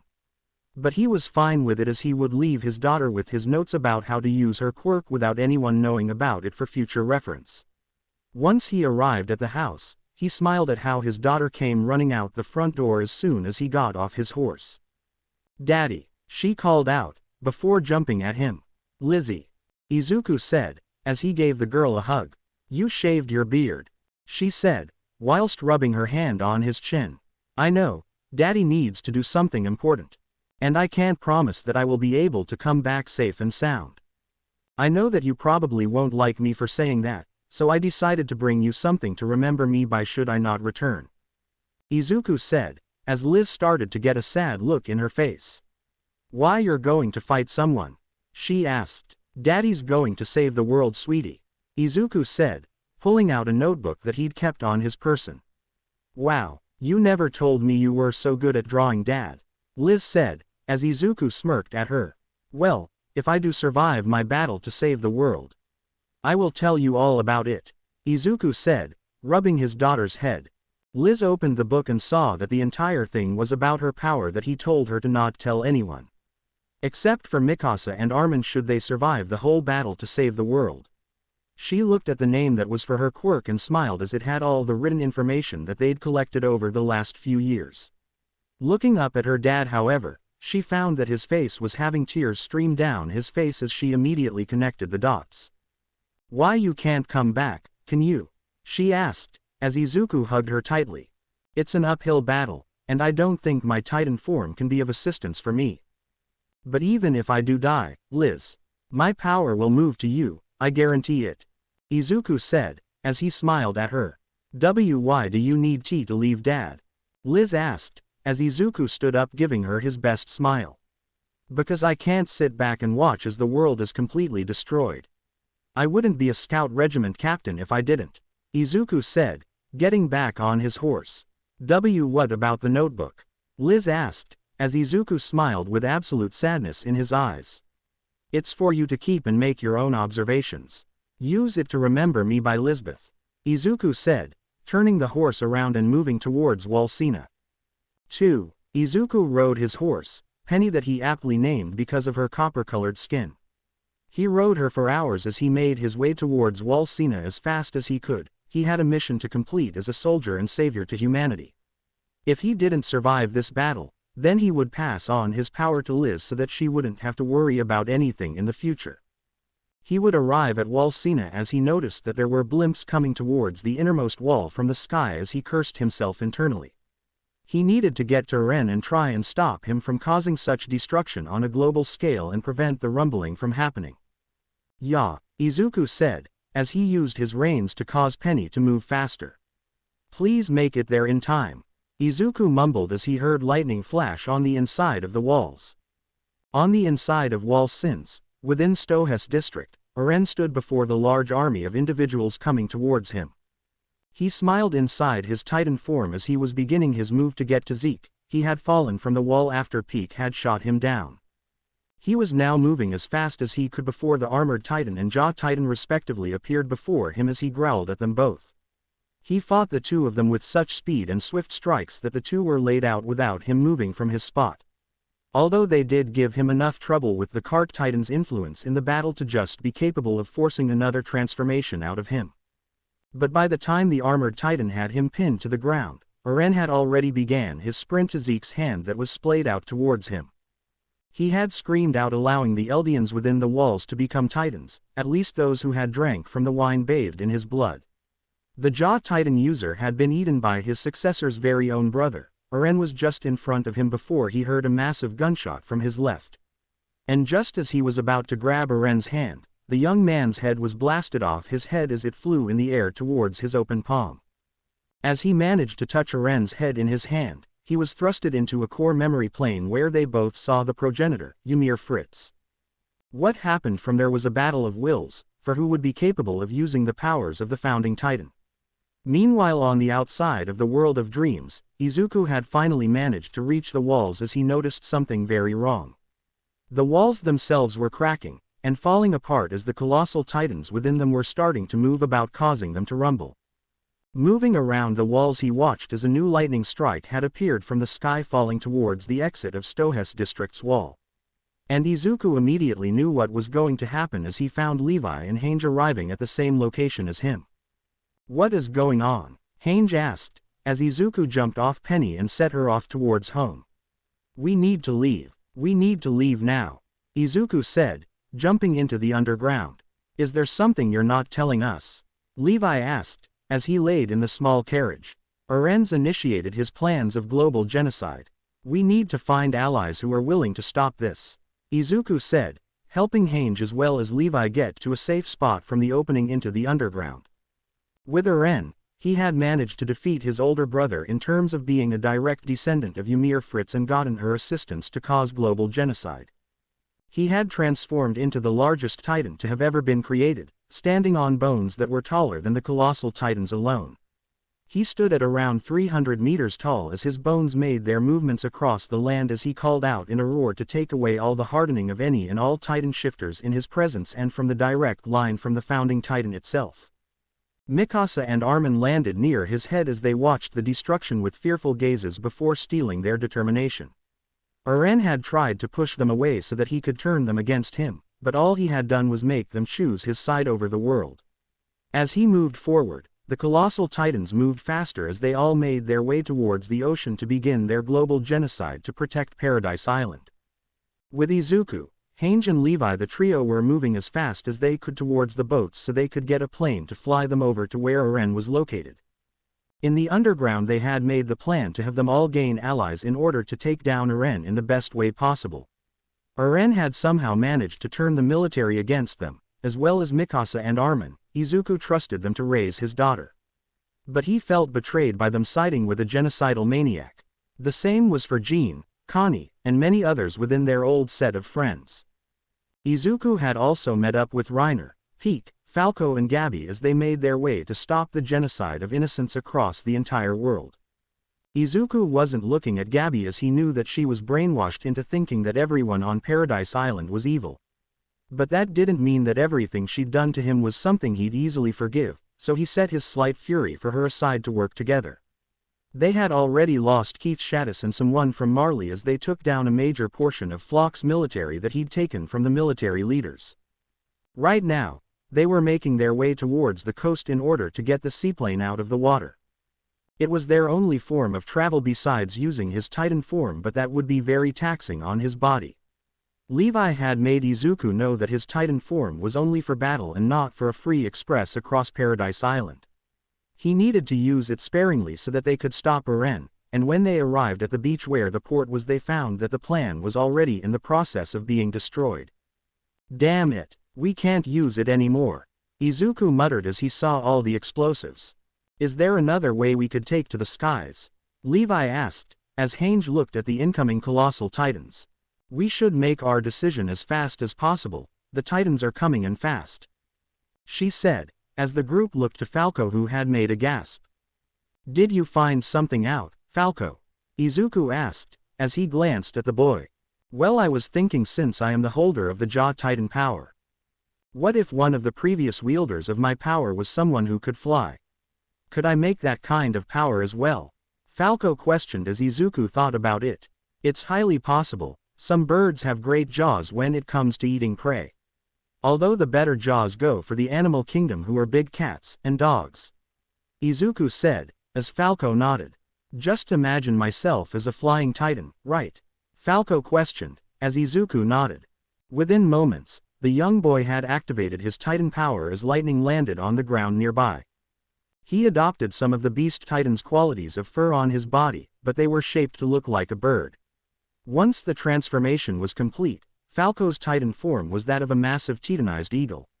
Climbing onto the Titan's feathers, they all watched as Falco began to jump from the mountain they were on and fall towards the ground. Moving his arms up and down, they watched as his titan form started to stop falling and more glide in the air before he started to gain height. Within seconds they were all in the air and moving towards Eren's titan as it was nearing the ocean now. They zoomed over the skies as they moved towards the spinal column of his titan form's back. Izuku ran off Falco's titan form and fell towards the ground as the wind moved about his body as wind displacement smacked into his body. He watched as Mikasa and Armin were sitting on Eren's head as he smirked to himself in his mind. They're actually helping him. This is perfect, it gives me the moment to talk to them before we fight. Izuku thought to himself as he used his ODM gear to fly about the titan form before landing on Eren's head, gaining Mikasa and Armin's attention. What are you doing here, Midoriya? Did you come to help Eren? Mikasa asked, with hope in her voice. Sorry girl, but that's not why I am here, Izuku said, his expression grim. What's the reason you're here then? Armin asked. I have one thing to say before we are forced to fight. And it's that when this battle is over and you guys win, please keep my daughter on the side of good. And train her to become the best person she can be, Izuku said, pulling his hand to his mouth. We will, Armin said, as Izuku bit down. Lightning fell from the sky as Izuku's body became covered in muscles and bones before the steam stopped, revealing his new form. He no longer had his hardened skin as he now stood at 17 meters tall of pure muscle and skin as he still wielded his warhammer. His hair was longer than it was in his human form, but the stark difference in his form, however, was its eye color. It used to be a darker green as it glowed through the light-colored steam, but now one eye was emerald green, whilst the other was a dark chocolate brown. 5. Video right here.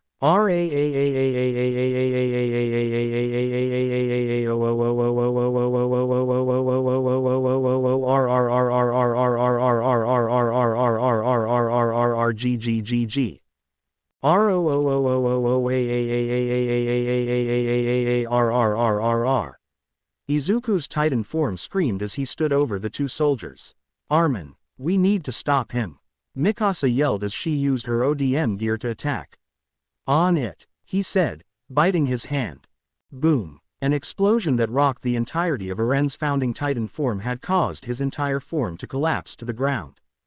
As he was in the process of reforming, he had placed the fight on his spine so that he could have his friends hold off Izuku as long as possible whilst he did his mission.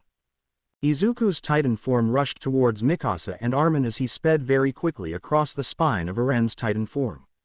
Mikasa threw a thunder spear across the area as it flew past Izuku's body as she pulled the pin as it blew up behind him. Izuku threw a punch in her direction that she flew around in order to land a blow to his nape, that he placed his hand behind his head to block. She sliced through his fingers as she growled to herself whilst Izuku continued towards Eren's head. Armin moved towards him, although his speed was very slow. Mikasa did her very best in order to slow Izuku down enough to that Armin could get to him and punt him off Eren's form. But no matter what she did, Izuku just seemed to be one step ahead of her as he swiped at her small frame wherever she went. His speed continued to increase as she jumped around the spines that surrounded her, but as soon as Izuku was about to reach the head of Eren's titan form, a new titan appeared from one of the bone constructs. It was almost as tall as him, but it wielded a small hammer in its hand as it swung towards Izuku's face. Ducking under the new attack, Izuku turned to the new threat and found himself immediately surrounded by multiple titan shifters of the past. A deer-looking titan, a crocodile titan, the hammer-wielding titan, and many others moved around him in a circular formation. Mikasa landed on the hammer titan's shoulder as she called for them all to attack Izuku, which caused them all to rush towards him. Dodging the deer titan's antlers, he grabbed them and swung it around, smashing it into many of the titans moving towards him. The hammer titan's form had managed to dodge the attack before swinging its hammer construct into Izuku's head, landing a direct hit. Flying backwards into a bone construct of the spinal column, Izuku stood back up, shaking his head as his natural healing regenerated the damage. Glaring at Mikasa through his titan's eyes, he watched as she and hundreds of other titans shifters of the past in their titan forms had attacked him. One had a very long black beard that had been graying slightly, as he went for a punch at Izuku's face. Dodging the attack as fast as he could, Izuku swiped the feet out from under the titan before biting down on its neck and taking in its strength. His titanic body suddenly gained green veins as he growled out loud for everyone to hear. As he was surrounded, a new lightning strike appeared in the middle of the battle. Reiner's Titan form appeared on the field as he charged into battle. Izuku pushed the Titans around him back as he lifted the Titan in his mouth, gripping around its arms, and then using it as a bludgeon against the others. Reiner's Titan had rushed into the fray as it brought some of their attention to him as he stared to pummel some of them into submission. Then moments later, Peak's Titan form, the Cart Titan, had appeared and helped Izuku in clearing the group to get to Eren's Titan head. Pushing through, Izuku had rushed as much as he could before he came across the Beast Titan for the first time. It had been about a year since he had met the Beast Titan in his Titan form, and he was going to push through it to get to Eren. "Sorry, but I cannot allow you to do this. Eren's plan is for everyone's safety." The Beast Titan spoke. Izuku's Titan let out a huff of air as he rushed at the Titan, who grabbed pieces of the spine and crushed them. He threw them in Izuku's direction as he pulled his arms up to block the attack as they pierced through his arms and entered his Titan form's chest. Shrugging off the attack, he swung a kick at the Titan's chest, which was slapped away by the clawed fingers of the Beast Titan. "Eren is doing this to protect all of you. What makes you think that you can win?" Zeke's Titan asked, as he reached out towards Izuku's. Izuku's Titan form had swung a fist at the opposing arm, breaking it off as he then bit into the Titan form's nape and killed it. Off in the distance, he found that Zeke's body was shown at the top of Eren's spine as all that was left was his upper torso and head.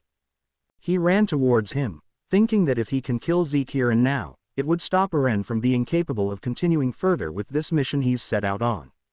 But before he could even get close, Mikasa appeared in front of him, taking his vision. Knowing what she would do afterwards, Izuku pushed his way into the mouth of his Titan form as he watched her slice through his nape. Jumping from his Titan's mouth, he bit down on his hand once more, transforming into his 17-meter form, just slightly skinnier. Reiner had been fighting for a while. The other shifter predecessors had been fighting him and Peak for a while. The woman had transformed at least 6 times by now, and she was running out of steam before she would ultimately be killed in battle. Reiner noticed how another lightning bolt fell from the sky, thinking it was another ally when he saw Izuku's Titan form again. She got him, he thought before focusing on the deer Titan trying to ram him. Back with Izuku, he was fighting for his life as he kept Mikasa busy in trying to kill him whilst he did his best to keep her alive. Swinging an arm out to his left, she was able to dodge it whilst swirling around in the air above his head, forcing him to lean his body to the left, dodging her slice. He jumped into the air as he landed on the spiky bone construct, holding Zeke as he stared at the man. "If you think you can defeat my little brother, you are sorely mistaken," Zeke said, resolute. "I don't have to defeat him to stop this," Izuku's Titan form said, as Zeke looked at him confusedly. "What?" he asked, concerned. "I just have to," Izuku spoke, before his Titan's mouth opened, causing Mikasa to attempt to strike his nape. "Kill you," Izuku said, as he jumped from his Titan form's mouth and sliced through Zeke's head and neck. Many things happened as soon as this slice was done. Mikasa had killed Izuku's Titan form, Reiner had watched as Peak had been squashed as she ran out of steam. And Izuku landed on the spine of the founding Titan form with his ODM gear as he rushed towards the Titan head, holding Eren inside. As soon as Mikasa saw this happening, she immediately took off towards the young man as the wind blew through his hair. As she was about to strike him, Levi appeared as he took the slice through his body as Mikasa stared at him in shock and horror. "Get going, brat," Levi screamed as he threw a flashbang in the air, coughing up blood. Izuku flew towards the Titan head, holding Eren as he sliced open the nape from the lower portion of it towards the bottom of its skull. Eren's form came out of it as he looked behind himself to find Izuku's arms mid-swing to cleaving him in two. His expression was one of soft resolution as Izuku's blades came ever closer to his body, but then he noticed something odd. The blades never came, and as he turned around to see what happened, he saw something he never saw within his visions. Cough. Damn it. Izuku coughed as blood spurted from his chest. I thought that I was fast enough to get to you," Izuku said, as the view looked downward. A mere spike of a bony material had pierced through his chest right where his heart was located. Izuku took another step forward as he thrusted his blades at Eren's body, piercing through his chest. Only it wasn't where his heart was. It was right at his lungs. Eren coughed up blood as his Titan powers healed him enough to have steam move out of his body to regenerate. Izuku fell to his knees as he stared at Eren with shock and slight fury at his situation. The bony material had been pulled out of his chest, causing a massive amount of blood to fall out as he coughed out even more. Moments after Izuku fell to his knees, Reiner's Titan form had been overtaken and he was killed moments later. Falco's Titan form with Gabi had arrived on the field as well in order to reach Eren in order to see what the holdup was. So this was how everything ends, with me actually fulfilling my vision of the rumbling. I'm sorry, but you were supposed to kill me, Eren said, as he kneeled to Izuku's lowered form. Don't, I was just a man, trying to be a hero, for everyone. It seems, like my bully, from childhood was right, I really am just, a worthless Deku. Izuku said, as his body fell from the giant Titan's back. As Izuku's body fell from the Titan, his mind was moving at hundreds of miles an hour. There was no way he should allow this to end this way. But he felt like he should fall asleep soon, he just felt the need to fall asleep and believe that this was all just a nightmare. But as soon as he felt his eyelids slowly closing, he immediately was assaulted with a far distant memory of Sasha. Flashback. Hey, what would you do if I were to die at some point? Sasha's voice asked. What do you mean, Sasha? Izuku questioned, as he came downstairs. Well, Lisbeth is going to be growing very fast due to your blood, right? She might gain a quirk like you told us about on that beach a year and a half ago. Sasha said, as Izuku nodded. The world I came from had powers that allowed those at the age of 4 gain a quirk. I wasn't allowed to have a quirk due to genetics, but from what my mother told me I grew up really fast. I am not sure about that, but why are you asking that first question? Izuku wondered aloud. Well, I just wanted to know what you'd do if I were to die in the future. Sasha said, as Izuku looked at her in the eye. You won't die, Sasha. You will only die when we both reach old age. Izuku said, chuckling. Can you please answer the question, Izuku? Sasha pleaded. Something about her tone made him pause as he stared into her eyes looking for something like a joke for her to laugh about. He found nothing of the sort in her eyes as he let out a sigh, before thinking about it. He'd never thought that she'd die in front of him, nor die on the battlefield considering they'd lasted this long. So, the fact that she could die, hadn't come up like this before. Then an idea came to his mind as to how he should answer her question as he took a deep breath in. I would find some way to make sure our Liz could live longer. Izuku said, looking out the window. Why? She asked. Because it is the job of a parent to make sure that the world they are showing to their child is safe and secure. I never had a father figure in my life, so I don't know how I should protect Liz as a father should. But I want to make sure that she could last longer in this world to attain any and all dreams she gets in her life. Izuku said, smiling at Sasha. What if Liz wants you to come back home? From your fight with Eren? Sasha asked. What? Izuku asked, confused. Liz wants her father to be there with her. What do you think she will wonder when you don't come back? Sasha questioned. I told her that I was going to try and attain my dream when fighting Eren. Izuku said, staring off into the distance. What dream is that, Izuku? Sasha asked. Flashback over. Lightning struck one more time from the ground as Izuku's new Titan form came up from the ground causing an earthquake. Everyone on the Titan's back watched as a 300-meter-tall Titan showed up in front of Eren's Titan form as its body gained some weird-looking sparks moving around its skin. It towered over Eren's form as he bit his own hand to meet the challenge of Izuku. Raising into the sky, the two Titan forms had rushed towards one another as they launched multiple attacks at the other. Their speed was swift and caused gale force winds to keep those around them away from their titanic battle. Izuku swung his leg out to trip up Eren, as he threw a punch at Izuku's face. The attack was sent towards the air, as Eren's Titan had its feet swept out from under him. Izuku then leveled a glare at the downed Eren as he roared in his face before sending a flurry of speedy attacks at the downed Eren. The attacks soon began to blur in the air as Izuku focused his entire thoughts onto keeping himself standing to come back home to Liz. He wanted to see her face one last time before dying, and he would see it through to the end that he returns home. Once he had finished his onslaught of attacks, he moved back before looking at the ground, finding out that Eren had moved into a new transformation. He had jumped into the air and dodged the punch to his torso as he felt the strain this new form was giving him. He needed to finish this fight immediately. As he tried to attack Eren with speed and precision, Eren's Titan form was just too tanky as he took hits and countered Izuku. Each attack that Izuku threw, Eren would counter after being hit and toss Izuku across the battlefield. But once Izuku managed to land a kick at Eren's abdomen, Izuku felt something pierce into his large skin as he saw Mikasa rushing towards his head. "Shit, she's going to reach my nape." Izuku screamed mentally as he rose a hand to his head. "I won't make it in time." Izuku screamed. Mere seconds before a slice was made through his Titan's nape, Izuku jumped out from his Titan's mouth and climbed on top of its head.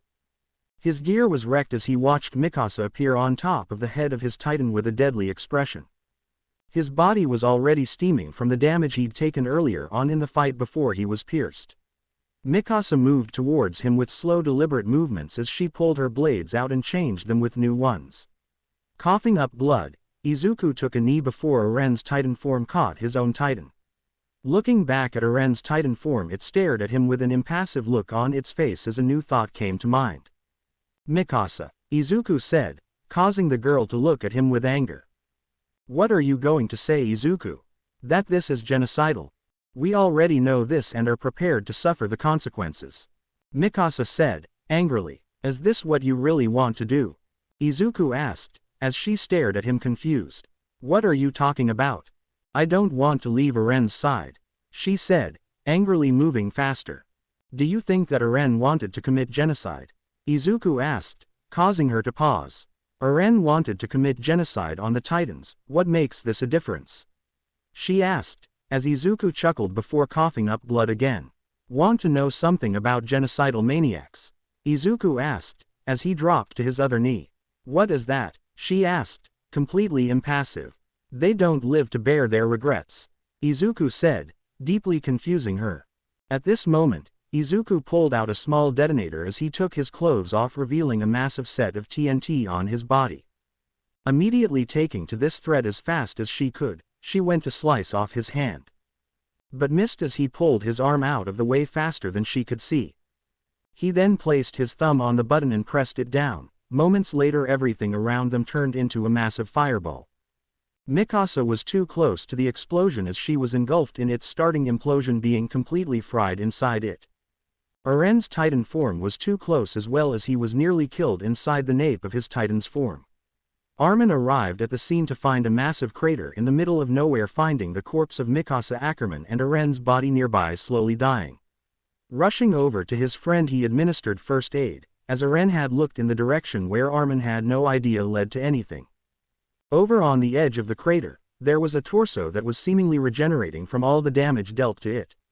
As soon as the face was revealed, Izuku's facial features were revealed as he struggled to move about the battlefield. Crawling towards the edge of the crater, he found a nearby tree to slowly run out of blood to save himself. Looking off into the distance, Izuku thought about the mission plan with Levi as he smiled to himself, blood falling from his lips.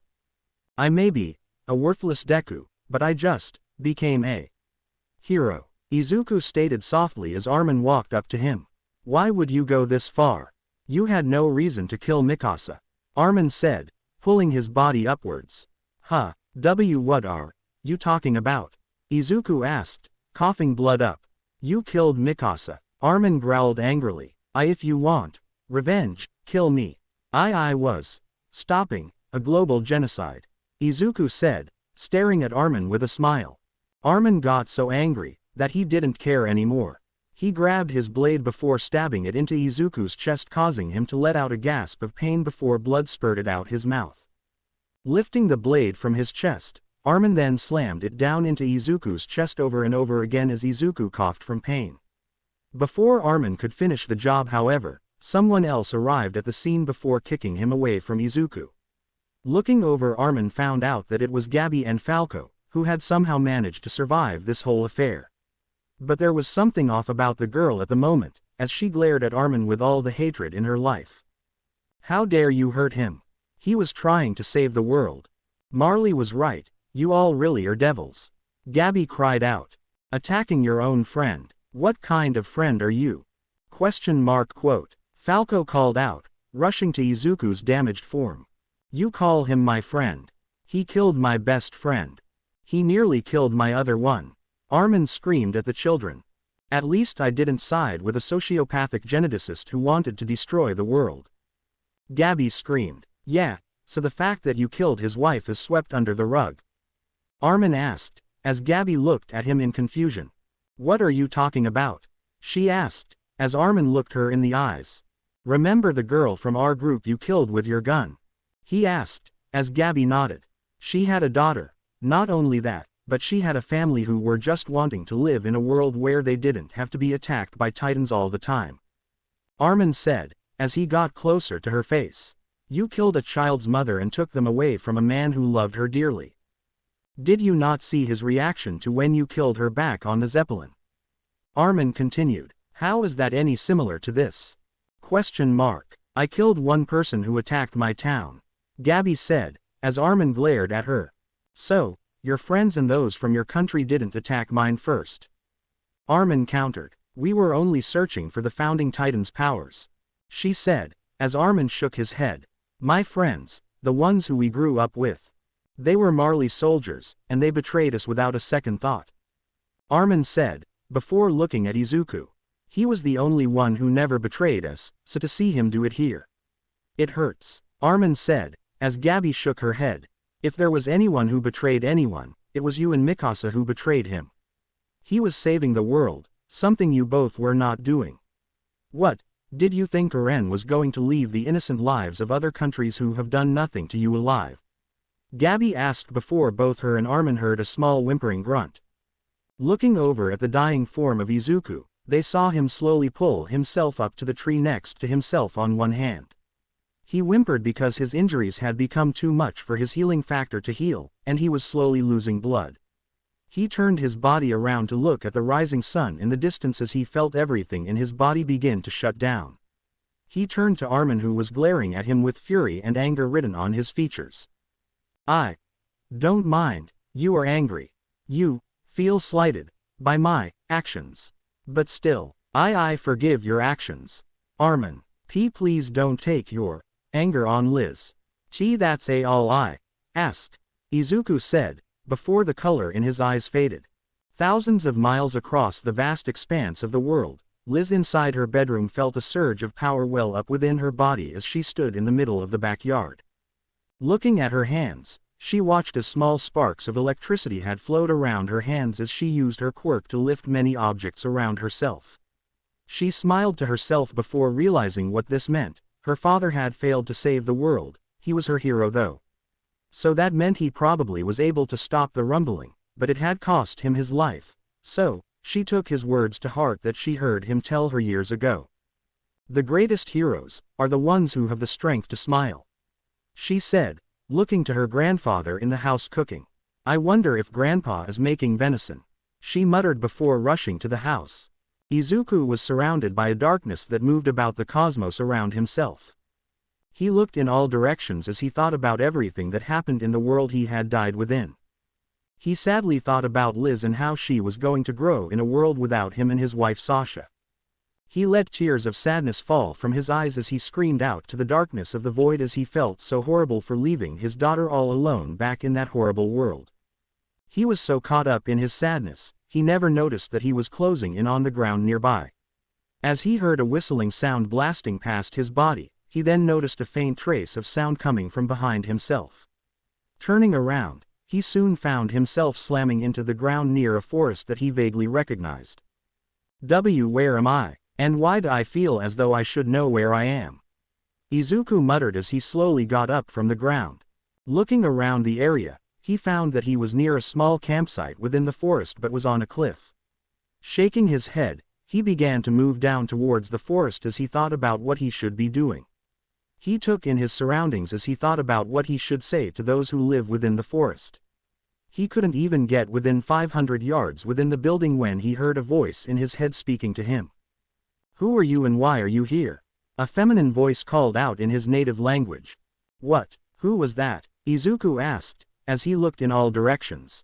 Right over here boy, Who are you and why are you here? Question mark quote. A new voice called out, as an arm wrapped itself around him. Huh, Izuku asked, before he was pulled over to the voice. I will not ask you again after this, brat. Tell me how you found this forest. The male voice said, as Izuku looked upwards. Tiger, Izuku asked, as the man glared at him. Are you going to answer my question? The man asked, glaring at Izuku. I'm sorry, but what was the question again? Izuku asked, his senses being overwhelmed. He asked you where you came from. And how you got here. A feminine voice said, as Izuku looked to his right. A blonde-haired woman walked up to him with blue eyes and blue hero suit. She had paws over where her hands were supposed to be and Izuku blinked for a few seconds before he pulled his arms effortlessly from the wrappings covering him to rub his eyes. Looking at the woman as well as the man in front of him, Izuku was completely taken aback at who he was wrapped in front of. What the hell is going on? Izuku asked, before he was knocked out. Izuku woke up a couple of hours later as he found himself surrounded by a few heroes and heroines. Shaking his head slightly, he looked at his surroundings and was immediately on guard when one of them moved closer to him. Izuku sat upright as he found himself wrapped up in a cloth weapon that wrapped around him, constricting his movements. You think you're really funny, huh? A male voice asked, as Izuku looked at the man. Eraserhead? Izuku questioned, causing the man to nod. Where am I? Izuku asked, slightly worried. You're at the Wild Pussycats Forest. My class was about to begin training this morning. And with your presence appearing in the forest, you caused them all to stop training to look at you. Eraserhead stated angrily. I'm sorry about that, I have no idea how I got here. All I know was that I was fighting someone, and I appeared here. Izuku said, as Eraserhead and the other heroes stared at him, not believing him. Alright, if you answer this question, then we might allow you to leave. Eraserhead said, as he looked at his colleague. Oh okay, not like I would know how to answer it. Izuku said, as Eraserhead sighed. What is your name as well as age? Tiger questioned. My name is Midoriya Izuku, and I am age 22. Izuku said, as he looked at the heroes. You're 22? The blonde asked, confusedly. Yeah, what? Is there something wrong? Izuku asked. Kid, you look like you're the same age as my students. Eraserhead said, as Izuku looked around for a mirror. Once one of the heroes near him had brought a mirror, Izuku peered into it, finding his younger self from when he first entered the military in Paradise Island. He was so completely confused about it he just froze in place as he thought about what in the world had happened. He fought Eren as the young man had wanted to cause the end of the world. Then he appeared here after he died. So that can only mean one thing. He was reincarnated from Paradise Island back into the world he originated from. Looking at the heroes and heroines in the room, Izuku suddenly felt tears falling from his eyes as the heroes immediately started to worry for him. That was until Izuku started to speak with a tone that held a longing within it. Finally. I'm finally back home, Izuku said, tears falling down his face. Wait, what did you say your name was again? The brown-haired heroine asked again. Midoriya Izuku. Izuku cried out as he tried to get up. Hey. Sit back down. We're not done interrogating you, Eraserhead said, as Izuku was forced back down. Aizawa. Don't. He's the missing child from around 4 years ago, the brown-haired woman said, causing him to look at her. What do you mean he's the missing child from 4 years ago? Aizawa asked, concerned. Midoriya Izuku. The missing child incident 4 years ago that was never found, she said, urgently, causing Aizawa to immediately look over the young man. He pulled up a missing poster of the boy in question as Izuku stared in confusion at them. They compared his hair color, eye color, the freckles on his face, and his body type to the picture. And as they made the connections between Izuku and the poster, they immediately went to leave him alone. Besides the brown-haired woman who sat next to Izuku, as the young man had struggled to think about what was going on at this point in time. I'm sorry, but what is going on? Izuku asked, as the woman spoke. My hero name is Mandalay. We were sent out to find out what happened to you, Midoriya-kun. Mandalay said, as Izuku looked at her confusedly. You went missing 4 years ago, and your mother sent a missing poster for you during the years that you were missing. But we haven't heard from her in over 2 of those years. Mandalay said, sadly. Oh, So that means she moved to where Hisashi is. Izuku said, sadly. What are you talking about? Mandalay questioned. She had mentioned many times in the past that she'd wanted to move in with Hisashi, my sperm donor. Izuku said, slightly saddened. Why aren't you referring to him as a father or dad? She asked, worriedly. He left before I was 3 years old. I'm not sure if he just hates me for being quirkless, or if he was really just gone to take care of us. Izuku said, as he sat there taking everything in. Over the next few hours, many things would happen as the young man thought about everything that was happening to him. He wondered briefly if Mikasa, Annie or Sasha would be in this world as well based on how they died before he did. Shaking his head, he heard movement from outside the building causing him to move towards the door. Mandalay had left him long ago as she went to assist with everything happening outside the building. Reaching the door, he found that he was in front of a man who was looking quite muscular. He had short spiky white hair as he looked down at him with an underbite. He looked confused before shrugging his shoulders, thinking that he was the boy Aizawa spoke about from earlier. You should probably stay inside the building. The students are training outside at the moment, and you really need to get some sleep. The man said, as he walked by. Why, you wouldn't happen to be Vlad King, right? Izuku questioned. That'd be right, you a fan or something? Vlad humored the boy. Not at this point in time. I'm more concerned about what point in time I came back from the world I was in. Izuku said, as Vlad stared at him for a second. So you came here from the future or the past? He asked, as Izuku nodded at the latter. Wow, so you are like a marvel of time then. Vlad said, as Izuku shook his head. I originated from this world, but I was teleported to the world I lived in for the last 4 years of my life. Although, for me about a decade had passed for me since I am supposed to be 22 right now. Izuku said, as Vlad stared at him. You don't look like a 22-year-old, he said, as Izuku quipped back at him. Well, Japanese people can look young for their age, Izuku said, as he exited the building. As he exited the building, Izuku found multiple students training outside as he found their abilities very cool. A young man who could use 2 different elements, a boy who had a tail, a girl who could increase the size of her hands, a boy who could blend in with the dark and many more.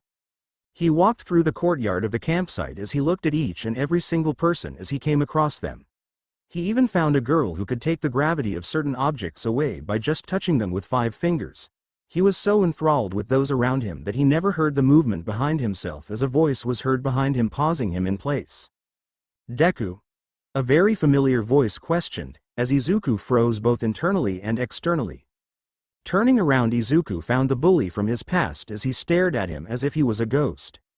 Izuku stared back at him with concern but at the same time fear building up from a past that had him not present at all. Meaning he couldn't ever get over the fear he held of the boy, something akin to PTSD of the boy standing in front of him.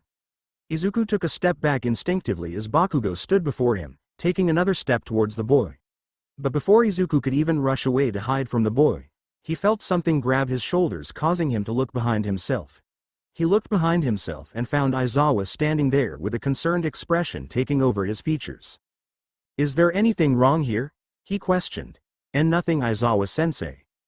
Bakugo said, as he walked away. So Kachan got into UA? Izuku questioned, looking upwards. If Kachan is Bakugo, then yes. I have no idea why you are so fearful based on body language, but I will need to know what happened between you two. Aizawa said, as he glared into Izuku's eyes. I don't think I should speak about it right now. Izuku said, looking away. Well, when you think you are capable of talking about it, then come to me. I think there is a history between you and Bakugo, and if there is bad blood between you two, I personally think that you two should be kept apart. Aizawa said, as Izuku nodded. As Izuku walked around the summer training camp, he had been thinking about Sasha more and more as time moved on through the day. He knew that she could have a big chance of being within this world considering the fact that he was brought back to this world after he died. He was walking through the forest as he tried to calm his mind down enough so that he could focus on the time he had left with the pussycats. But he only got a few meters within the forest when he was walked up upon when he entered a small clearing in the forest. He looked at the person who walked up on him and he was completely shocked by what was going on. Sasha? Izuku asked, as tears fell from his eyes. The girl turned around to look at Izuku before he was shown the face of the girl. She looked directly into his eyes as her brown hair and eyes were revealed to him as Izuku fell to his knees. The woman had a look of recognition as she walked closer to him before noticing the sad expression on his face. Izuku? She asked, as Izuku pulled her into a hug. I'm so glad that you're here. I need to tell you what happened, Izuku said, as Sasha hugged him even tighter. As the two pulled apart from one another, they looked into the other's eyes as they moved in for a kiss.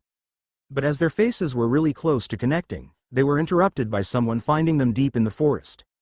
A stick was heard snapping behind a couple trees in the distance as Sasha immediately looked in that direction, finding a blonde-haired young man with red eyes. And he was glaring at the two of them with a hatred so unclear that they turned to face him with confusion. Deku, want to tell me what the fuck is going on? Bakugo asked, as he glared at the two. It's none of your business, Bakugo. I'm not even going to Ua, so you can keep your win over me. I don't care, Izuku said, looking back at Bakugo. I see. So you think that all because you have a girlfriend that you are better than me? Bakugo asked, angrily. Where in the hell did you get that thought process? I never thought that I was better than you, Izuku said, as Bakugo growled at him. Hands sparking. Don't patronize me, you quirkless bastard, Bakugo said, stomping towards the two. Izuku immediately stood in front of Sasha as he glared over at Bakugo as the young man approached the two. He found himself standing in front of the two as they both glared at him, and he reached out and went to place a hand on Izuku's shoulder. But before he could even reach that far, he was grabbed and slammed into the ground with his sparking hands pointed at his back. Bakugo growled in anger and fury as he struggled on the ground in an attempt to escape from Izuku's grip. Bakugo, you are not going to be controlling of my life anymore. I will not stand for you actually getting in the way of me having a peaceful life without you in it. I have had to stand your stupid tirades for the longest time, and I will not have you attempting to take something of mine all because of your stupid inferiority complex. Izuku yelled. You shouldn't even be getting a girlfriend. You quirkless fuck. Nobody is supposed to love you because you don't have a quirk, Bakugo screamed, as Izuku trembled slightly from the volume. I don't care about you and your useless ego, Bakugo. I have seen that my idolization of you had gotten to the point that I protected you in the past. But if you come near me and Sasha again, I will not hesitate to tell everyone about what you really and truly are, Izuku said, letting the boy go. Bakugo stood back up as he wrung his wrists a little. He was glaring at Izuku the entire time. He was glaring at Izuku for what appeared to be a few minutes before he turned and began to walk away. Izuku was still keeping an eye on him for any kind of stupid moves he'd make, but as the young man left the two in the forest alone, Izuku let out a breath of relief. His entire body was beginning to shake in complete fear. He couldn't believe that he'd done that. He stood up to Bakugo for the first time in ages, and it was to protect Sasha. He felt pride in protecting his wife. So do either of you two want to inform me about what that was all about? A familiar voice asked, causing the two to look in that direction. Aizawa was standing next to a tree as he leaned on it with a deadpan expression on his face as he openly glared at Izuku. Shit. Izuku muttered. Yeah, shit it is, Aizawa retorted. A few hours later and a long talk about Izuku's past with Aizawa later, Izuku and Sasha sat on the couch within the WWP cottage. The two were sitting next to one another, whilst one was hugging Izuku. The boy was staring at the mentors of Class 1A and B. They were all conversing with one another about how to deal with Bakugo's past actions as well as how he treated Izuku when he was back in their world. As they continued to talk to one another in hushed whispers, the pussycats themselves were commentating on how the two were being lovey-dovey with one another. With Izuku and Sasha, the two were hugging one another as they thought about the future that was held within the hands of the heroes. They wanted to be left alone by Bakugo and enter Ua as wards, so they were kept safe from any people who would want to do harm to the two of them. At least, that was what Izuku had wanted. Sasha had heard from Izuku that Ua had a small forest that they could live within, and she was entirely sold on the idea of living there. Although that came with the problem of what to eat for food considering they would need to stay fed. They were about to enter another hushed conversation about what to do when Aizawa walked over to the two. As it's clear that we have no jurisdiction when it comes to otherworlders. It has been decided that you both will stay on UA grounds living within the forest so that you are out of sight. But that doesn't mean that you both are not going to school. We are a school for those who wish to become heroes. Aizawa said, as Izuku nodded. "We need to contact Principal Nezu in order to know what class to put you both inside of, at least to prevent any fights between you and Bakugo." Mandalay said, as Izuku nodded. "Well, it's already decided that you are going to be placed inside of Class 1B. Not that I didn't want you, but I need to know your power sets." Aizawa said, as Izuku looked at Sasha. "I don't have a power set as you call it. But I can hear really well if I focus enough. I've lived in the forest long enough to increase the strength of my hearing. But I don't have a quirk as you called them, but I can use a bow and swords easily enough," Sasha stated before Aizawa nodded, looking to Izuku. "You might want to create a clearing for me. I'm not sure if I still have my transformation powers, but I got them in the world where Sasha is native to," Izuku said, as the group headed outside. Out deep in the forest, the WWP heroes had cleared enough of the trees without hurting the environment. Turning to the young man, Tiger had given him a thumbs up as he moved back with Sasha and the others. The students who were training coming to see what was going to happen in the forest in curiosity as well. Izuku stared at the teachers as they nodded at him in order to use whatever transformation he might be able to have still. Izuku raised his hand to his mouth before noticing how Bakugo was glaring at him from the back of the students. Izuku smirked as he bit down on his hand before the area surrounding the teachers and students filled itself with ozone. Sasha then noticed something changing in the sky as she watched a confusingly light blue lightning strike come towards Izuku. Everyone took notice how Sasha was looking up in the sky as they heard a slight crackling in the sky before looking up. They watched a light blue lightning strike fall from the sky in slow motion as it slowly moved towards Izuku. As time moved back in normal speed, the lightning strike hit Izuku within milliseconds after Izuku bit his hand. The ground surrounding Izuku was then turned into a dust cloud as well as steam from the heat of the area. Sasha smiled as everyone watched as green and brown eyes began to glow through the smoke and steam. They heard stomping from inside the cloud as a form through shadows was seen in the smoke and debris. Revealing himself from the smoke and debris, Izuku's Titan form was shown to everyone as he entered a roaring position. Sasha immediately knew that this would hurt the ears of those who were very sensitive as she turned to the black-haired woman who was staring at the large monstrosity. "Quick! Whoever has sensitive hearing, get some noise-canceling devices on your ears," Sasha screamed out, as the shorter girl with short purple hair looked to her. "Why? Is his roar really loud?" the girl asked. "It's louder than you will think," Sasha said, as Izuku's titanic mouth opened up inhaling air. The black-haired woman then created noise-canceling muffs and placed them on the tall young man with a mask on his lower face and the short girl. They looked back up at Izuku, who had finished gathering the air he needed to roar out to the heavens. He stood up at his maximum of around 17 meters in height as he let out an ear-piercing roar that went out into the heavens and could be heard all around Japan. Play video here. RRRRRRRRRRRRGGGGG. As the roar extended out as far as the ear could hear, the group below held their ears as they felt a piercing pain enter them.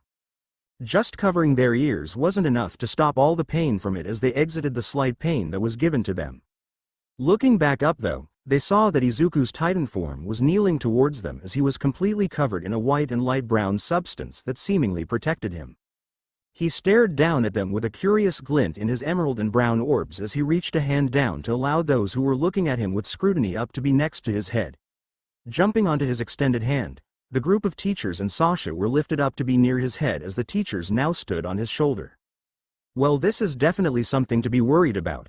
How will you use this form in a disaster?" Aizawa asked, as the Titans shook their head. "Dangerous, too much collateral damage." Izuku's Titan spoke. "Well, at least you know that it will only be useful in the countryside. Will you use it against people who are smaller than you?" Aizawa questioned. "No, I have different abilities in human form. Not entirely useless in human form," Izuku replied as he kneeled down to the ground. Once the teachers and Sasha were on the ground, everyone watched as the inside of the mouth was opened wide. They watched as Izuku walked out of the mouth as if nothing was wrong as he stepped down from the giant transformation. Shaking his head slightly from the small amount of slime covering his hair, Izuku stood in front of the entire class as well as Aizawa and Vlad King, who just arrived at the area. "Alright, show us what else you can do in your human form," Aizawa said, as Izuku was given a baseball. Picking the ball up, Izuku stood just a bit away from his decomposing Titan form as he took in a deep breath. As he stomped his foot into the ground, causing spiderweb cracks to form from the force alone of him stomping his foot, he threw the ball as hard as he could. The ball broke the sound barrier from the force placed upon it as it blasted away into the distance. Aizawa pulled up a small device that showed how many meters it was going, and Bakugo watched intently as the number continued to rise. 400 meters. 450 meters. 600 meters. 700 meters. 795. 32 meters. As soon as the last number was shown, Aizawa smirked to himself as he had the young man move through the other workouts. And he was generally surprised with how well the young man was doing, and when it finally came to an endurance run, he was surprised once again as he kept going for hours. Calling it off, he pulled up the results of the young man as he smirked at how he had replaced Bakugo for third place on the leaderboard in terms of overall skill. Well, with that said and done, had you been in my class at the start of the year, you'd probably be in third place within the class rankings alone. But that isn't something I should be testing. What else can you do? What are your abilities? Aizawa stated and ended with a question. I can harden my normal skin to look almost crystalline in nature. My base abilities are increased by at least 10x their normal amount. Izuku said, as he stared at the teacher. Show me this hardening ability. Aizawa said, as Izuku took a deep breath in. Small structures of hardening crystals appeared on Izuku's hands as Aizawa took a closer look at them before pulling out a knife and poking Izuku's hands. Finding his knife being incapable of poking through the hardened crystals, he smiled as he put the knife away. He walked away before pulling a phone up and calling the principal as he made sure to inform the small rodent about their potential new student for Class 1B. Standing on the cliffside of the camp, a group of villains stared down at it with envy as well as preparation. There was a man with black hair and staples seemingly holding his body and skin all together, a tall man covered in a cloak, a lizard man with swords coming from his back, a boy with a gas mask on his face, a young woman with a yellow cardigan on her body, a magician who wore orange and a smiling mask over his face, and finally a young man with blue hair and hands all over his body as he smiled down at the campsite of the WWP hero team. Well, it appears as though it's time to show ourselves once more. This time, we will garner the attention of the heroes, and show them that we are not to be taken lightly. You all remember the plan: kidnap the Bakugo brat. He's the ash blonde-haired boy with red eyes. He can't be that hard to miss, he has explosive hands. The young man said, as the other villains had nodded. Tamura Shigaraki, we are prepared for the attack. When do you wish to attack them? A misty villain questioned. How about tomorrow evening? Let them have their peaceful night. But tomorrow, they will be wishing that they'd never been born. Shigaraki said, chuckling before ending in manic laughter. For the next day and a half, Izuku was seen training with the other students as Aizawa and Sekijiro were giving calls to Ua. They had no idea how to move forward with this, considering the fact that this boy and another person had appeared so randomly that they didn't know what to do. They were extremely confused about this since this has never happened to either of them before, and they needed to keep an eye on Izuku and Sasha. The fact that the two were already aware of one another was slightly concerning, but they thought that the two had known each other for a while before this.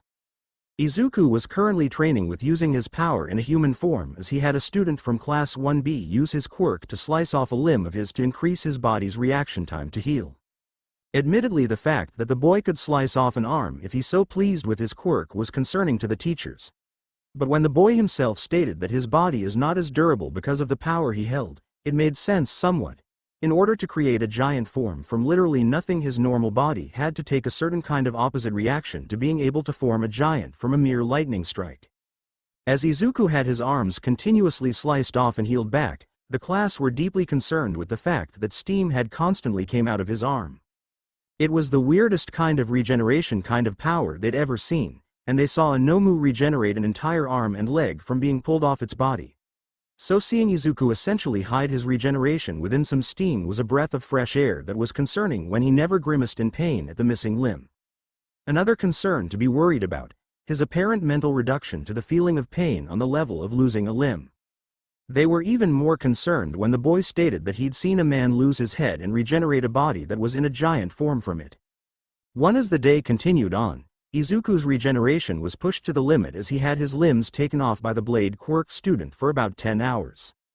Said boy had gotten numb to the fact that he was essentially maiming another person due to the fact that said person could regenerate any missing limb. Aside the head, of course. By the time dinner was passed out to everyone, Izuku had taken notice of a boy walking through the forest, causing him to be worried about him for a second. But he shrugged it off as the boy wishing to be alone for the time being, and once dinner was over he was walking around the clearing. 1. So any reason as to why that boy walked through that forest? Sasha asked, as Izuku looked at her. He's been through a lot. I can see it in his eyes, he just wishes to be left alone. Far be it from me to get into his space, Sasha, but that doesn't mean that I will leave him alone. Izuku stated as he walked towards the forest.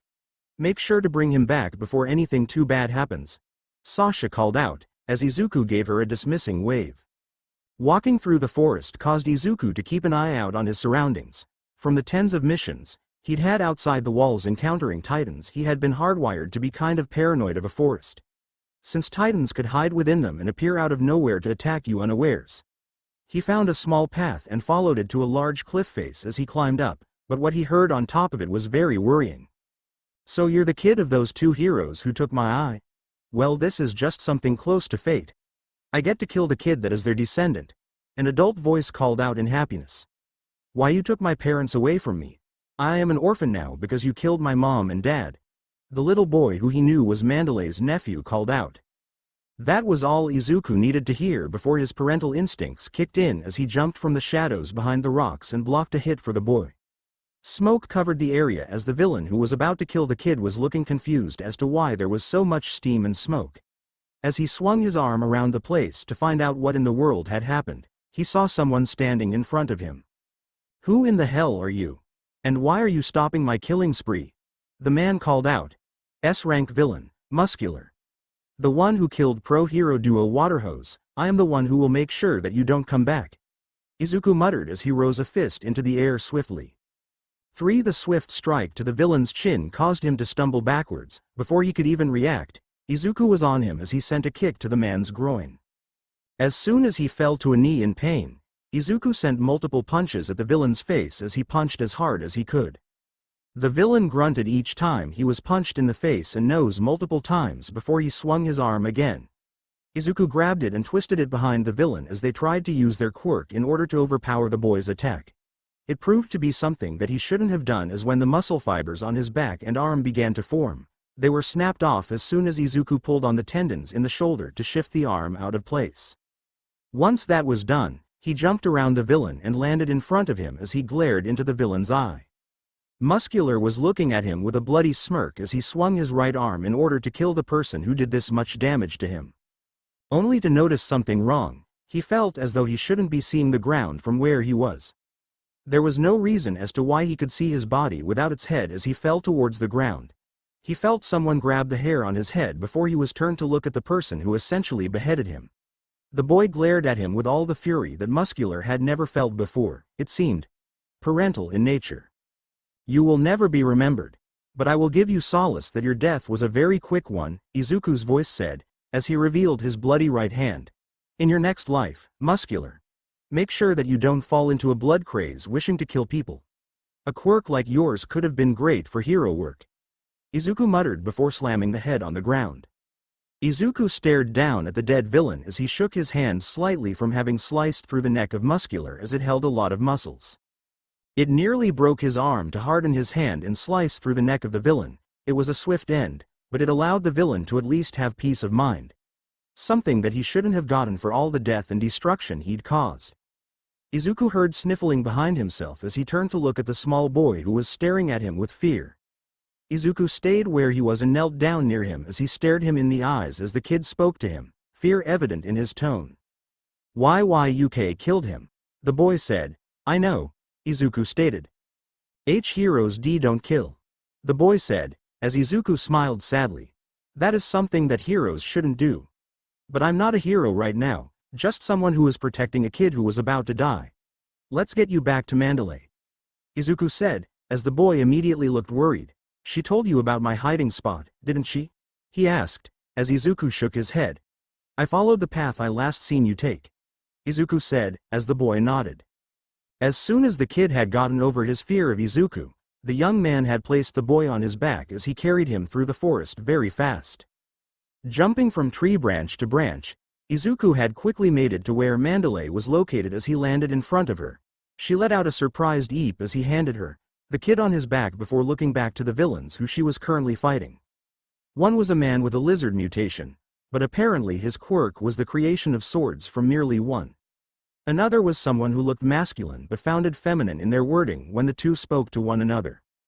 "I am going to give you all one chance to get out of here alive," Izuku said, as the two villains paused at his wording. "You're a hero student. Heroes don't kill," the lizard man said, confused.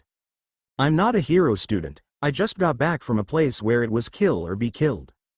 And I already took care of one of your measly group," Izuku said, as the lizard looked at the scared boy. "Where did you come from?" the lizard asked, concerned. "Over on the cliff face," Izuku said, pointing in the direction.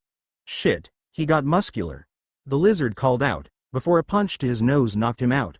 "One down. Now what about you?" Izuku asked, as the masculine female stared at him. "You are aware of what my quirk is, right?" they asked, as Izuku just stared at her. "I just got here. How am I supposed to know what your quirk does?" Izuku questioned. "Fair point," the villainess said, as they activated their quirk. As Izuku felt his body be pulled towards the villain, he immediately had watched as the person raised their magnet behind them as if they were going to battering ram him. He placed his arms out in front of him as the ram slapped into his wrists, allowing him to flip himself over it and slam a kick into the back of the villain's head. He fell onto his feet, rubbing his now steaming wrists as he pulled off his shirt and held the villain's hands together. Looking over at the lizard villain, he was slowly getting back up, before he was promptly knocked out again by Mandalay. "What do you mean when you said you came back from a place where it was kill or be killed?" Mandalay asked, concerned. "The world I came from had beings that were taller than most humans.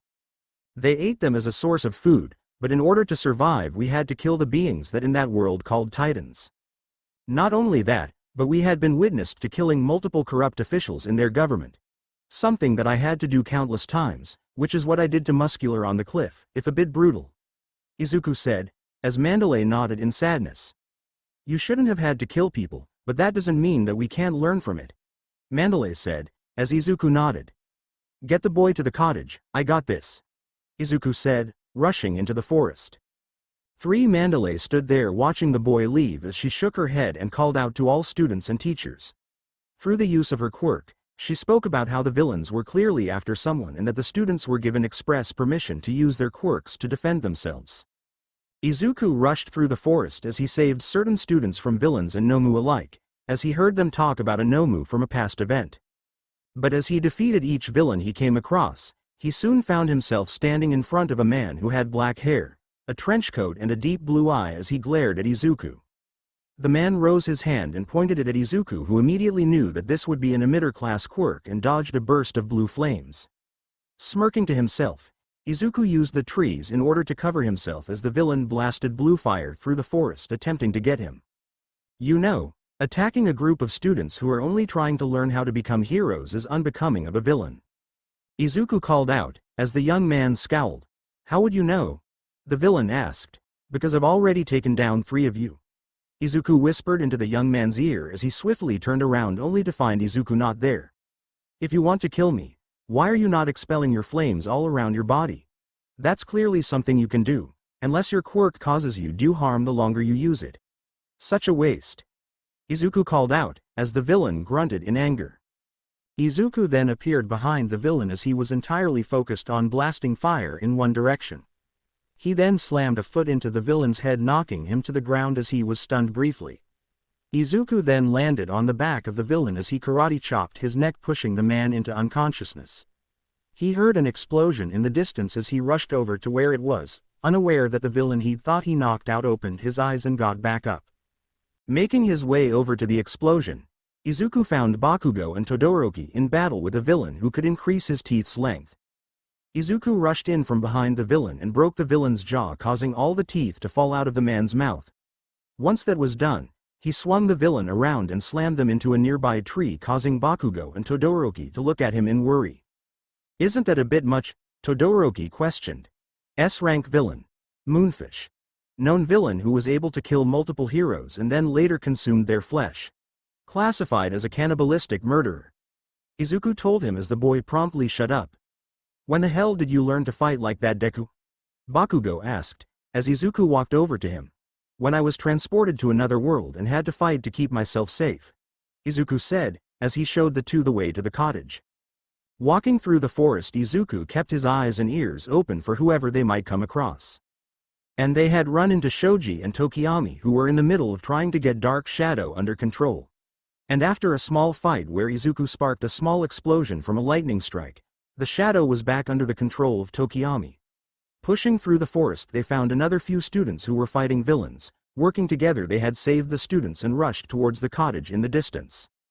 Twigs cracking, Izuku immediately turned around and saw a man wearing a magic mask over their face and spun around to slap them away. The person had then raised a hand to stop the offending limb from smacking him away as Izuku watched as a portion of his arm was placed inside of a marble. Izuku then sent a kick the man's way as he looked shocked at how willing Izuku was to lose a limb for protecting some students. As the villain was kicked away, Izuku then told the others to push on towards the campsite. He remained near the villain as he watched his target get away as he cursed the twigs cracking lightly. Is there a reason as to why you guys are here? I noticed you were aiming for Bakugo. Izuku questioned. Well, our leader wanted to have a nice little chat with the bugger. But you got in my way of capturing him, the magician said, as he looked at Izuku through his mask. Well, I can't exactly allow you to kidnap some students from UA. But I don't know why you would go after Bakugo, Izuku said, as the man chuckled. From what our leader sees, he could have been a great boon to us had he been a villain. The man said, as Izuku nodded. Sound reasoning, had it not been for the boy's literally physical mindset of wanting to be the next #1 hero. Izuku said, as the man shook his head. I'm sure our leader could have managed to get him to change his mind. The man said, as Izuku shook his own head, you don't get it. He had trained himself to only become a hero. He has no plans of ever becoming a villain. Sure, he's done some horrible things in the past, but UA has already done enough to get him thinking to not do that towards others. Izuku said, as the villain stared at him for a second. What are you talking about? He asked, as Izuku smiled. I'm just a distraction, Izuku said, as the villain felt something hit the nape of his neck, causing him to fall to the ground. Took you long enough, Sasha. What took you? Izuku asked, as Sasha pouted. It took a while to find a thick enough stick to knock him out, Sasha said, as Izuku nodded. All right, let's get this guy out of here, Izuku said, as he regenerated his arm and picked the man up. They walked near the clearing of the summer camp as the two came across the villain Izuku had crossed paths with earlier. He was looking at Izuku with a smug expression before he pointed at the man on his shoulder. Shaking his head, Izuku pulled the man closer to himself as the villain shook his own head in disappointment. He rose an arm instantly and blasted fire towards the three of them as Izuku pulled Sasha away from the blast and dodged it with a jump. Unfortunately, it had the unintended effect of dropping the villain on his shoulder, who had gotten completely turned to ash. The villain cursed to himself at the friendly fire before rushing away from the area in order to escape with his life. By the time Izuku and Sasha arrived at the cottage, they noticed that there was a severe lack of someone inside the building. As he overheard some of the students talking, they spoke about how Bakugo had left the building in order to seek a fight, but never came back. God damn it. Kachan, Izuku muttered. As the students of classes 1A and B had been taken out of the WWP forest where they were training, Izuku and Sasha were with those two classes. They were visiting those in the hospital, which just so happened to be near Kamino Ward in Yokohama. Izuku and Sasha looked at one another before nodding at the other as they slowly but surely left the hospital in order to search the area nearby for Katsuki's location. As soon as the two were outside, they were mentally preparing to head out into battle as Izuku was thinking about who he would need to combat. So are we going to fight someone powerful? I know that Marley was the last place where I fought and died, but I want to help you with this, Sasha said, as Izuku nodded. Yeah, I fought Eren and the others before dying in your world. So the fact that we're brought here during the summer training camp for UA? It definitely means we're needed, Izuku replied as he pulled on his clothes. Do you think that we could get some omnidirectional mobility gear here? Sasha asked, as Izuku thought about it. If they have the technology in order to create an even better version of the ODM gear, then I will be impressed. But as of right now, we need to use our training in the military to find out where Bakugo went," Izuku said, pulling out a small device he'd gotten from Yaoyorozu. "Did you get that from the black-haired woman?" Sasha asked. "Yeah, and her name is Yaoyorozu, Sasha," Izuku replied as he chastised her for forgetting a name. "Yeah, I know, sorry. It's just really hard for me to want to save this guy. He made your life as a quirkless individual a living hell," Sasha questioned. "No matter what my past with Bakugo is, I know in the depths of my heart that I simply cannot leave him alone out there. He may not want my help, but I will still give my hand out for him to grab. He doesn't need to be my friend, I just want him to know that he can ask for help," Izuku said, as he finished getting his shoes on. Leaving the area near the hospital, the two never noticed how 4 people came out of the hospital looking in their direction. Rushing through the streets of Kamino Ward, Izuku and Sasha looked around their surroundings in order to figure out where exactly Bakugo could be located. The two were looking at the little device Yaoyorozu had created and were moving through the streets with such speed that nobody could see them move. They both arrived on the outside of a small clearing with a warehouse that held a very large amount of malicious aura flowing around its grounds. Making their way through the small clearing, they arrived at the massive warehouse as they climbed their way to the top of it. Moving without making a sound, the duo had moved on top of the windows that gave them a view of what was underneath them. Using a small flashlight, they looked inside of the building, finding hundreds of small tubes with weird creatures inside. Glancing at one another with concern, the two slowly opened the skylight and entered the warehouse. Looking around the area, Izuku made sure to keep an ear out for whoever might still be present inside the building itself. Jumping from the scaffolding and landing on the ground with nary a sound, they looked at their surroundings. Taking in the entire area, they took pictures with their phones as well as giving one another a look that meant that they would need to look somewhere else. Katsuki was nowhere near this place, and soon enough they made their way out of the place, but Izuku gained a small smirk on his face. Standing on top of the warehouse, Izuku whispered to Sasha to get out of the area as he pulled his hand towards his mouth. Within milliseconds, Sasha had managed to hide behind a small wall that separated the warehouse with the rest of Kamino Ward's buildings. Lighting was being formed in the air as Izuku stared down into the building as a smirk grew even more on his face. With the lighting of the lightning high above him, he saw some movement inside the building itself as a very tall man with scarring all over his head sat down in what appeared to be a medical seat. And once he pulled his hand to his face, he watched as the man in the seat suddenly stood back upright and looked to the sky. "Time for the fun to begin," Izuku muttered before biting down on his hand. With the heroes, Nezu and Aizawa were talking to the press about what their plans were. Although they were in the middle of their speech, they noticed a very large lightning strike happen very far away. Any and all heroes who were near the lightning strike within Kamino Ward immediately moved towards the lightning strike in order to see what happened. When they arrived at the location, however, they noticed how the entire area was reduced to rubble. And a man came out of the rubble and smoke as he cleared off his suit and tie from the dirt and grime. "You know, attacking me whilst I had my guard lowered was a very bad move," a voice called out, as the heroes looked at the man in concern. "I wouldn't want to make you wait for the heroes to arrive. Speaking of which, I am distracting you for the remaining time frame you have here," a new voice called out as a form moved through the smoke and debris. He, I can't wait to take your quirk and add it to my collection. To summon lightning strikes at will is something that I could add to my arsenal," the man said, completely oblivious to the heroes nearby. "Sorry to say, but my power is not something that can be taken," a boy replied as he stood in front of the much taller man. Within moments the two moved faster than the eye could perceive as they clashed in the middle of the broken-down warehouse.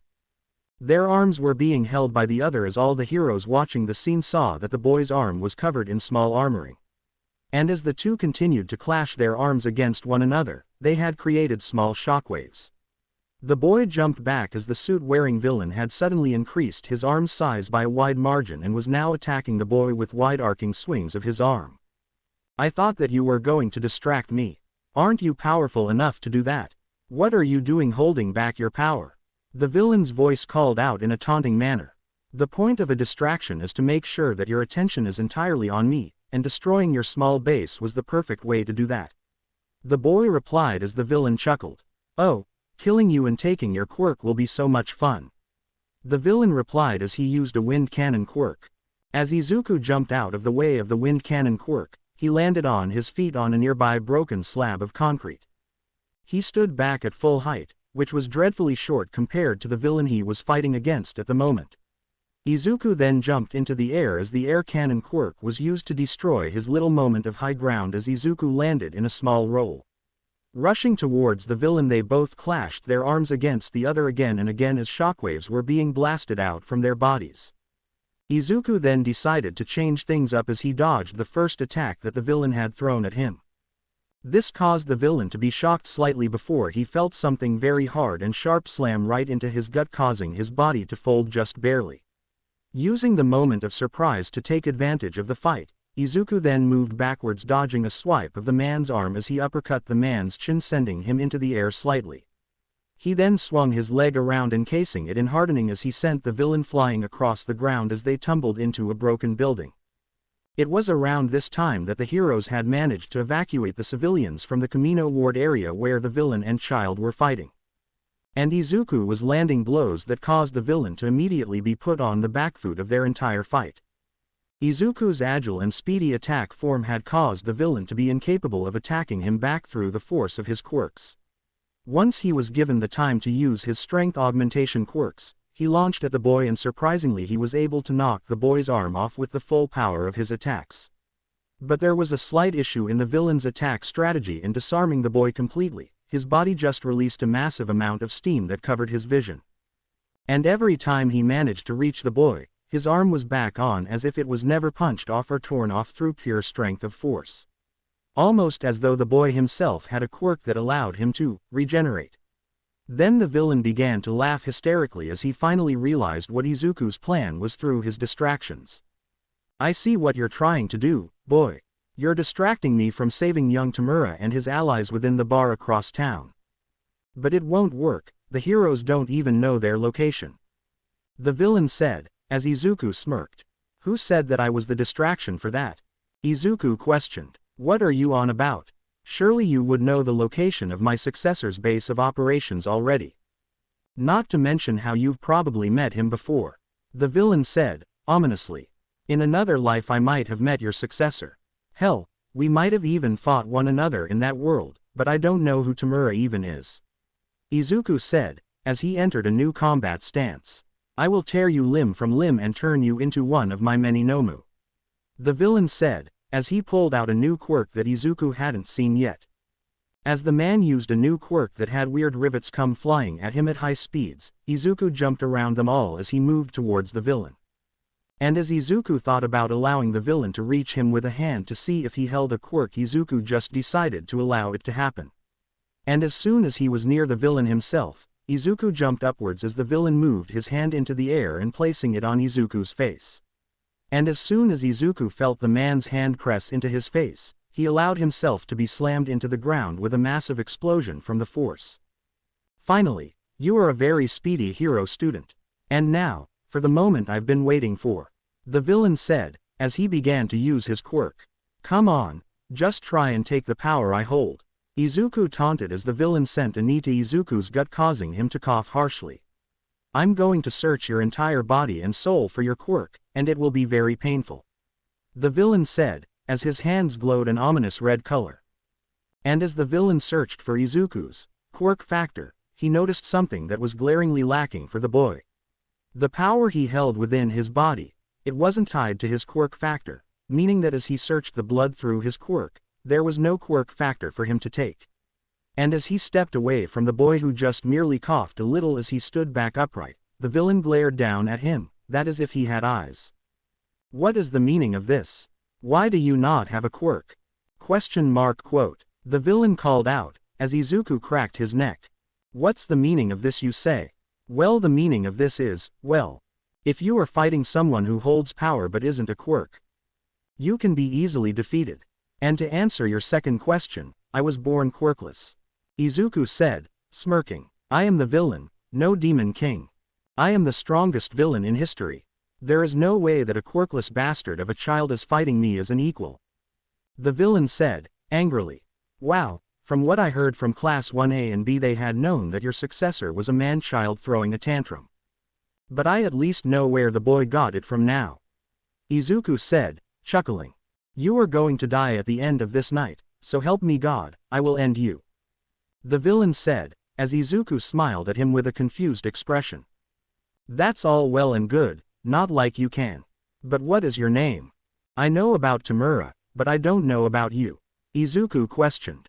Remember my name well, brat. I am the villain known as All For One. I am the boogeyman that hides under the bed. I am the villain of all villains. And I am the one who made sure that All Might can only be a hero for hours at a time per day. All For One said, finally introducing himself. So is that your quirk's name or your own name? Because frankly I think I might start calling you Jesse. Izuku quipped. Both. All For One said, charging at Izuku. And as Izuku prepared to attack the villain as time moved in slow motion, Izuku felt the hairs of his neck raise up before he turned his eyes to look at who was incoming. And that was when he heard the sound of someone who he'd looked up to as an idol from childhood. But there was something off about him. He wasn't happy at all, nor was his face that of a happy hero. He was furious as well as if looks could kill. He was going to kill All For One with his hateful glare. All For One, this is where this ends. The battle is between you and me. Not this young man. All Might's voice ragefully called out, landing a punch on his masked face. All For One, this is where this ends. All Might calls out as he sends a kick the villain's direction. I see that you've gotten here later than usual. I believe that you are 30 seconds slower than the last time we clashed. All For One said, as he chuckled. I will not be letting you leave this ward alive, All For One. I made that promise on my dead master's grave that you will not survive into the next generation of heroes. All Might called out, rushing the villain again. You just don't know when to give up, that is what makes you a very annoying pest. All For One quipped before using an air cannon quirk to blast All Might away. Titanic smash, a younger voice called out, as a clang was heard. All For One was sent flying into another building behind himself as All Might landed next to the boy who attacked the villain. All Might got a closer look at the boy before he noticed the serious expression on his face before he spoke. Young man, can you tell me why you are here? How are you able to fight this madman? All Might questioned quietly. My strength doesn't come from a quirk. It comes from a power that I was able to use in a different world. Far different from this one, but now's not the time. Izuku said, as he stretched his arms. I don't condone this help, but it would be better to have backup against a foe such as All For One.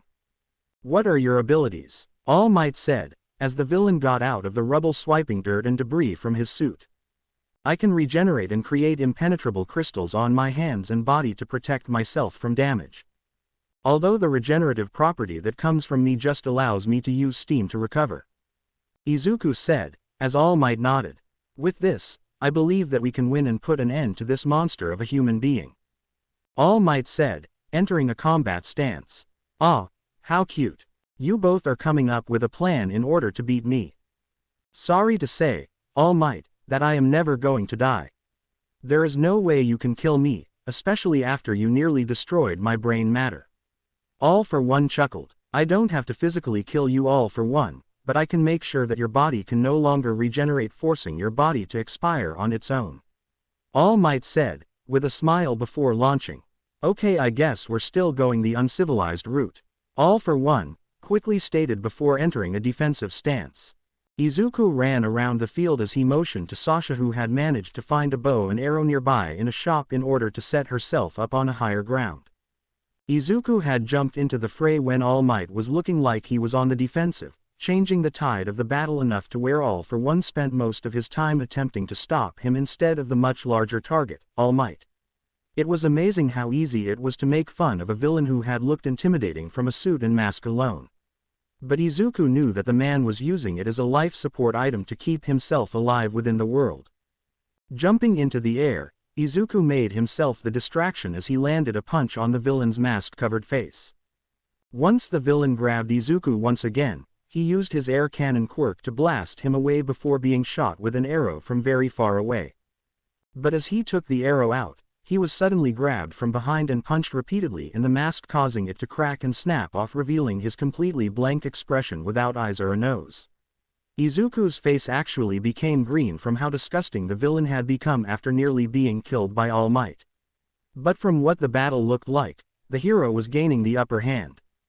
"You know, I'm surprised that you hadn't figured it out." All Might, All For One taunted. "And what is that, All For One?" All Might questioned. "I managed to find something, or rather someone that you couldn't have ever found on your own," All For One said, his chuckling becoming more ominous. "Oh, will you just get on with it?" Izuku called out, causing the villain to grumble silently to himself. "What is it that you found that I couldn't, All For One?" All Might called out, gaining the villain's attention. "I found the long-lost grandson of your former master, Shimura Nana," All For One said, as All Might froze for a second. "Impossible. It was stated that the Shimura household had been reduced to rubble." "By your very apprentice," All Might called out, concerned deeply. "Oh, that may be true. But did it ever occur to you that the very person who decayed the entire family was her very own grandson?" "Shimura Tenko," All For One called out, with a very evil smile. "Pedophile," Izuku called out, causing the villain to glare in his direction. "I am not a pedophilic man," All For One screamed out in fury. "Sounds like a pedophile to me," a voice said, from the villain's right. Turning to his right, the villain could only gasp in surprise when he saw a modern-grade explosive tied to his hip. And as soon as the boy got a good distance away, it detonated, causing the villain's body to be blasted apart into multiple pieces on the ground. All Might had then stepped forward as he stood over the century-long villain that was a thorn in his quirk's side for the last decade and a half. He smiled down on the villain before pulling the regenerating villain's body upwards to his own face before he saw that the villain was nearly regenerated. Placing a firm grip on the tall villain's upper and lower torsos, he started to pull the regenerating body left and right respectively. Once the villain's body was pulled significantly enough that he was screaming in massive amounts of pain, he was torn in two. And before All Might could even do anything to prevent the villain from lashing out in fear of his own demise, a long protruding rivet pierced through two portions of his body. One near his neck and the other right where his heart was, but before the villain could gloat about his victory over All Might, a weird buzzing was heard in the air. The ozone was going off the charts before All For One noticed the sky becoming orange in color.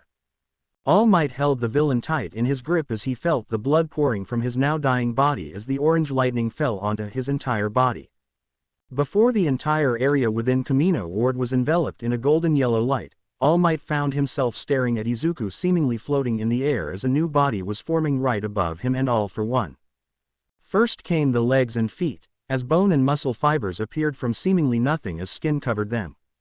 Then as the body went upwards, armor plating moved from the legs up in a weird white form as they were forming the chest and torso. And once the head of the beast was shown, it was just a skull and neck bones appearing as Izuku's form was shown to be held on the back of the nape before muscle and tendons covered his placement. Then skin covered the head as eyes formed as well as keratin-filled teeth, and the hair of the young man was shown appearing from the scalp of it. He found that the giant being formed from the young man of green hair and green eyes cathartic. What a surprise that the young man who appeared to be someone who was from young Bakugo's past being so powerful. He smiled to himself as a giant armored soul of a titanic foot fell towards him and All For One. And in mere moments, the foot slammed on both the hero and the villain, seemingly ending both of their lives. The smoke and debris filled the battlefield where the two titanic people of power and quirks were once located. The heroes and reporters who were recording the event went towards the edge of the crater as they watched on in pure horror. Through the smoke and dust, they could see two glowing eyes as they moved towards them before presenting them with a skinny All Might. Coming out of the head of the titanic beast, a young boy jumped down into the hands and helped the weakened All Might down from the beast's hands. Once they landed on the ground, Izuku stared at the much taller hero as he stared down at him before a small smile came to his face. He raised a bloody hand and pushed it towards Izuku's face, and without even being able to react as to why the hero was doing this, he thrusted his blood into Izuku's mouth.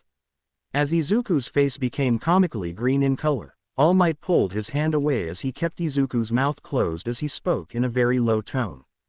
Keep the legacy of one for All alive, All Might muttered. Before long the other heroes had pulled All Might from the boy and attempted to catch him. But he was gone before they could even try and grab a hold on him. He was jumping on top of buildings and rushing in the opposite direction of Kamino Ward as he stopped on top of a random building with Sasha on it. He grabbed her as one of the heroes who were following suit had given chase in order to stop the boy from escaping. Jumping away from building to building, All Might watched as Izuku was rushing away from the location as he looked at a nearby reporter. "All Might, are you all right?" she asked, as All Might shook his head and taking the microphone. "To everyone who was watching this broadcast, the villain that I had fought, his name is All For One. He is the boogeyman of our society, and he is someone who I tried to keep quiet in terms of his standing as a villain. He is as old as quirks have been known, and he was my eternal rival in terms of heroism and villainy. But my time as the symbol of peace is now over. For all you villains out there, you better prepare yourselves. My successor will come for you, and you will be fearing for your lives when he finally becomes the hero our society needs. Very soon, I will be dead, and I want to inform you all about what a pleasure it was to be your symbol of peace. And to any and all heroes and heroines, I hope you are ready for taking up my mantle until my successor takes the reins." All Might said, before his body collapsed to the ground, still holding the microphone camera still on him. "Now, it's your turn," All Might said, before his eyes dulled. Izuku ran across the buildings as he escaped from the end of the battle between All Might and All For One.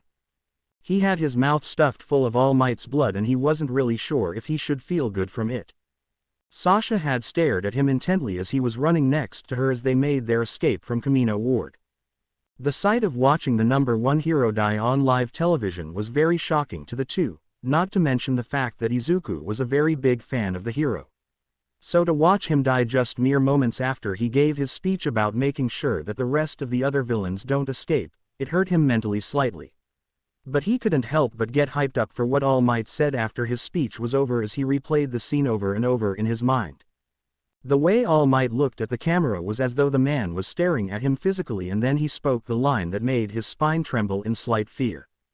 "Now, it's your turn." What did that even mean? Was he going to be attacked by the heroes after this? What would come of him and Sasha? He and Eraserhead had already worked out a deal that he'd stay on UA campus, but if what he did in Kamino Ward was anything to be worried about, he might have lost his chance to stay safe within UA's halls as its ward, but that is thoughts for another day. He picked up Sasha as he rushed faster than before as he made it his mission to get out of Kamino Ward. "Now it's your turn," All Might's voice rang out in his head. "I really don't want to be having nightmares of All Might saying those words to me when I go to bed tonight." Izuku muttered, as Sasha giggled. "Well, I will make sure that your dreams are not filled with nightmares," Sasha said, as she kissed Izuku on his cheek. "You really know what to say to make me feel better, you know that?" Izuku asked, as Sasha smiled. "I just had to get you to like me enough to get you to listen," Sasha replied as the two chuckled.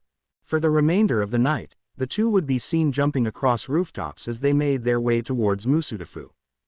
And as they arrived on the outskirts of the prefecture, they decided to rest in Izuku's apartment that was on the outskirts of Musudafu. Once arriving at the front door, they knocked on it as they waited for someone to open the door.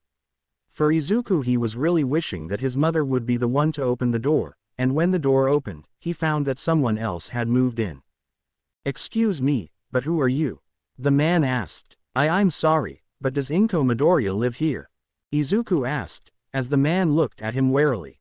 "No, why?" he questioned. "Oh, do you know where she went?" I'm her son," Izuku said, as the man looked at him with recognition.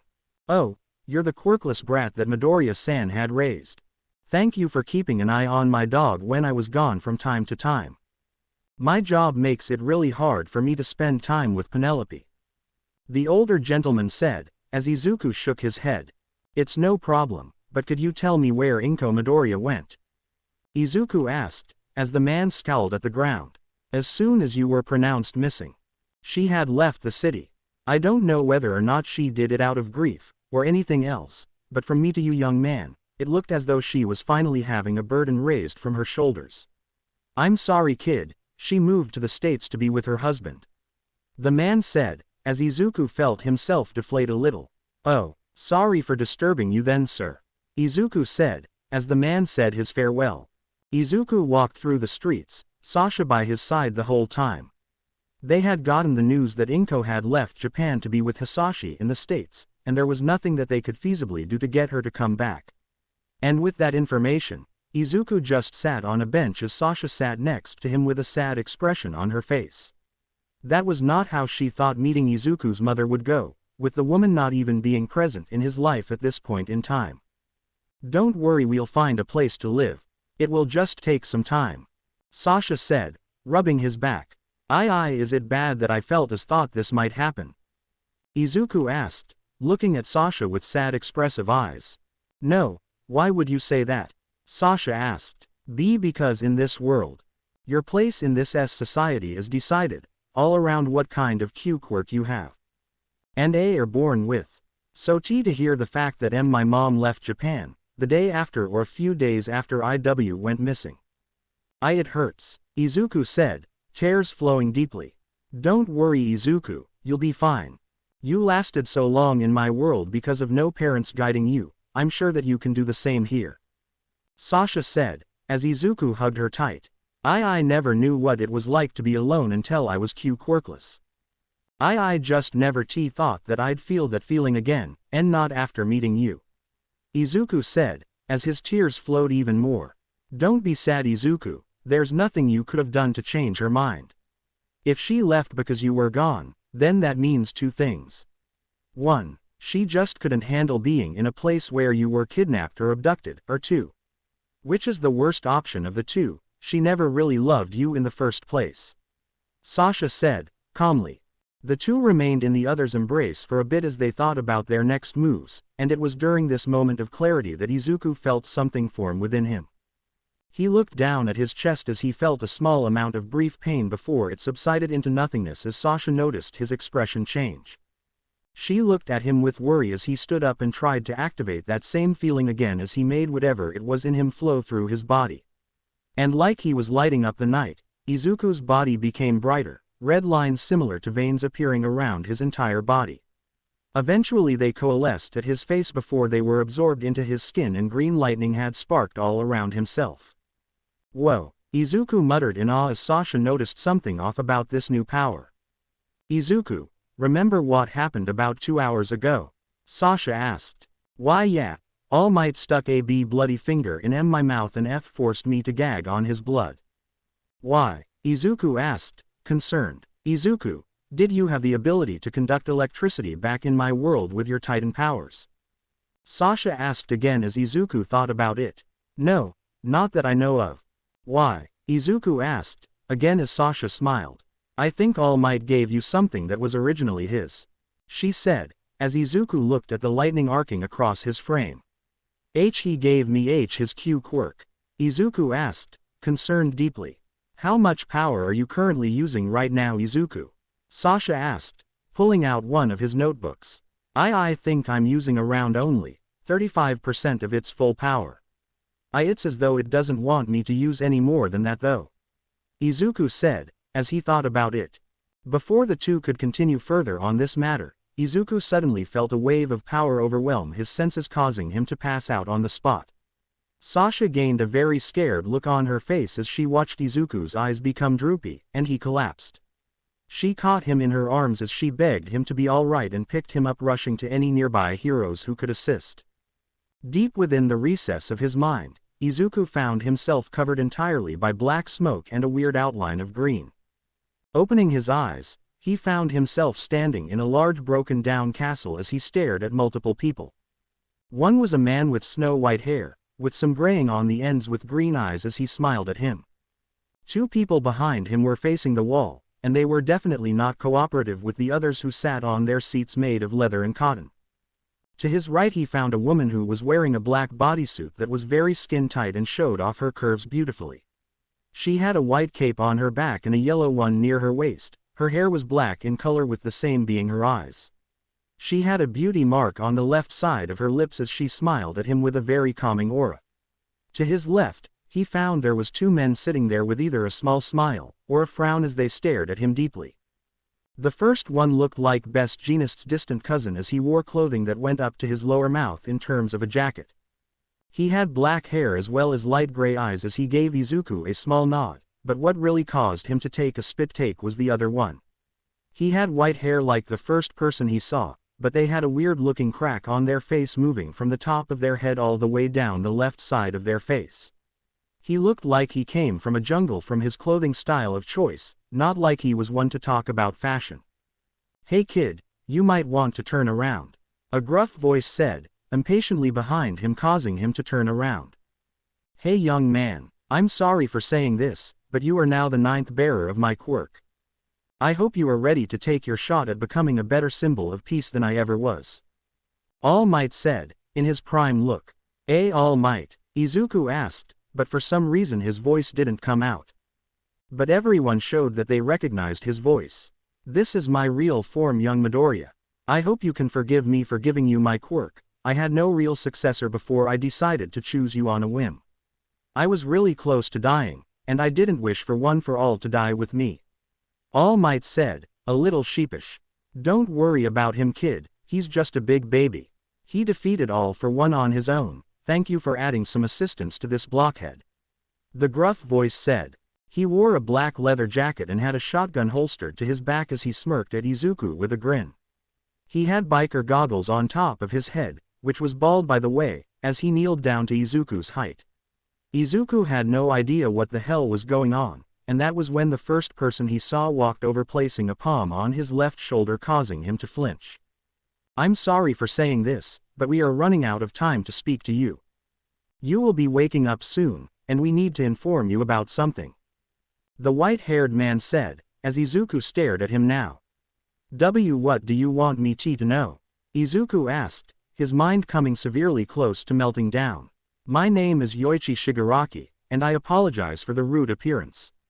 But we want you to know that you are going to be the last user of this quirk," Yoichi said, before everything turned to white. "Damn it kid, don't go towards the light," the leather jacket wearing man called out.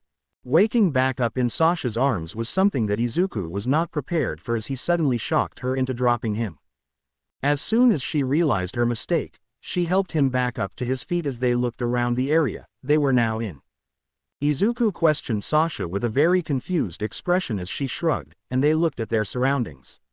Izuku was about to stand up and dust himself off when a small body landed on his form knocking him back down to the ground once again. Coughing a bit to get the dust out of his lungs, he felt something ping in his body that danger was really close by, and he grabbed both the body in his chest and Sasha and jumped to a nearby rooftop. Please don't let G go," the little body said, against his chest. What? Who are you?" Izuku asked, concerned about the little girl and worried greatly at her attire. Eri, and now can you please not let go?" the little girl asked, as Izuku got a look at her. Big red eyes looked into green as he stared at her before a vision appeared across his view. Chocolate green eyes stared at emerald green as a little girl smiled at him from afar as she petted some horses in the distance. She ran around the yard as she played with the little horse children as Izuku and Sasha watched their little girl from afar. "How much longer do you think it will take before Elizabeth learns to ride a horse?" Sasha's voice came out. "I give her about a week and a half. With you by her side she will learn it very quickly," Izuku replied as he smiled at her. "What makes you say that?" Sasha asked, teasingly. "She learns very quickly, just like me. So learning how to ride a horse should become child's play for her," Izuku's voice called out. Izuku stared down at the little girl as she stared into his own eyes, and a very fierce parental influence had entered his mind. It was all brought to a head when he heard the voice of the person chasing the little girl in his arms in the alley. "Damn it, where could that blasted child have gone? There's no way she escaped from me at this point," a man wearing a green jacket with a fur collar questioned quietly. He wore a black and gold plague's mask over his lower face as he glared at everything around himself. He then looked up towards the roof as he found Izuku glaring down at him before he gave the little girl to Sasha. His fatherly instincts to protect his child had kicked in as soon as he took in the little girl's attire as well as bandages. Jumping from the roof down onto the ground, he faced off with the villain in front of himself. He could already tell that his man was not a friendly kind of guy. "Where is Eri?" the man growled out. "I just turned her into the authorities. Your operations or whatever you plan on doing is over," Izuku said, as the man chuckled. "I have eyes and ears everywhere, hero. I will have her by the end of the night," he said, pulling a glove off, something that Izuku took stock of. 5-finger point touch kind of quirk. Need to be careful, but I think my Titan form can handle him, Izuku thought to himself. Orange-yellow lightning appeared around the boy as he pulled his hand to his mouth, causing the villain to glare at him hard. And as he placed his hand on the ground to stop whatever Izuku was about to do, Izuku bit down on his hand, drawing blood. Overhaul had placed his palm on the ground as spikes of cement and brick came thrusting at the newly forming body of Izuku. His steam had caused the alleyway to suddenly increase in heat, forcing Overhaul out of the alley himself as he moved into the street. Standing across from him was nothing but steam as he glared into it before launching a new wave of cement spikes Izuku's direction. But as soon as they got within range, they broke apart by something very fast and precise that Chisaki had to take a moment to really see what just happened. He heard the sound of electricity buzzing around him before he could smell ozone behind himself as he slowly turned around. Standing behind himself was Izuku, who had been in a position to land a very powerful strike against the man's back. He moved his hand into the way of the fist that had entered contact with his palm, forcefully activating his quirk to act on the offending limb. Chisaki had wanted to make sure that the brat was instantly killed from this, but was completely taken aback when the fist of the boys began to become overhauled by his quirk before it was suddenly disconnected to the wrist holding it there. Steam erupted from the wound as Izuku then landed a kick in the man's face, sending him into a nearby store. Rushing into the building, Izuku was however unaware of the electricity coursing through his body and veins as he grabbed Overhaul by the scruff of his coat collar. He threw him out into the middle of the street as his power increased slightly, and Izuku launched at the villain without any kind of mercy. He punched the villain in the chest, causing him to cough up blood through his mask as the man fell to the ground holding his chest in pain. "I'd heal your chest if I were you," Izuku said, as Overhaul just glared at him. "What makes you cough? Think that you can take me on? I have taken on foes many times, stronger than you," Overhaul cried out in anger. "I've faced foes much more unpredictable than you are. I already knew that your quirk is 5 fingers based on how you flexed your hand and fingers. I am very observant," Izuku said, as he then disappeared from the villain's sight. Appearing behind the villain, Izuku had kicked the man into the air and jumped after him without any kind of wait or warning. He made sure to grab Eri from the building she was on and placed her on another rooftop near the battle he was beginning again. Overhaul had landed on the ground when another one of his members appeared on the battlefield. Without a second thought, the villain had attacked the subordinate and fused their body with his own. Once he came out of the fusion, he growled at Izuku as the young man landed in front of him, their height difference now showing. "I've got more height and reach than you, brat," Overhaul called out, throwing an arm out to hit Izuku. "I thought you'd have more speed when you fused your body with someone else. But if anything, I'm more disappointed with how slow you've gotten since this," Izuku said, as he landed a very swift kick into the villain's chest. The villain retaliated against Izuku by throwing a massive hand towards him that was faster than before, catching him in his grip. As Izuku struggled slightly in the grasp of the villain, who was purposefully not activating his quirk to make Izuku disappear, he smirked at him. "What about now? I was fast enough to catch you before you could react," the villain said, as Izuku shook his head. "I was allowing that to happen. They always say that pride comes before the fall." Izuku chuckled before disappearing from Overhaul's grasp. Down the road from where Izuku and Overhaul were fighting one another, a reporter was recording the event with their buddy. They had noticed the fight be brought over here and wanted to show the world about the fight that was happening outside of their view from Kamino Ward. And as they watched the two people in the distance fight it out, they found that the fight was slowly coming their direction as they moved to a nearby building. Izuku landed on the rooftop where they were standing to record everything about the fight, and he seemingly ignored their presence as yellow electricity took over his body. They watched as he pulled a hand up to his face before he jumped from the rooftop, biting down on his thumb, creating a small explosion of lightning around his body. Transforming faster than the camera could even perceive, they watched as a giant being had appeared before the building. He had grabbed the villain with such speed and agility that they had no clue how a being such as that could move fast for its bulky frame. With the villain caught, they were about to move in to ask the giant questions, but noticed that the fight wasn't over as the giant brought the villain to his face. They watched as the fight was completely ended by the fact that the massive giant had moved the villain to a spot where he wouldn't be able to recover. Placing the villain's head on his teeth, the two became very grossed out when the teeth slowly dropped onto the man's head.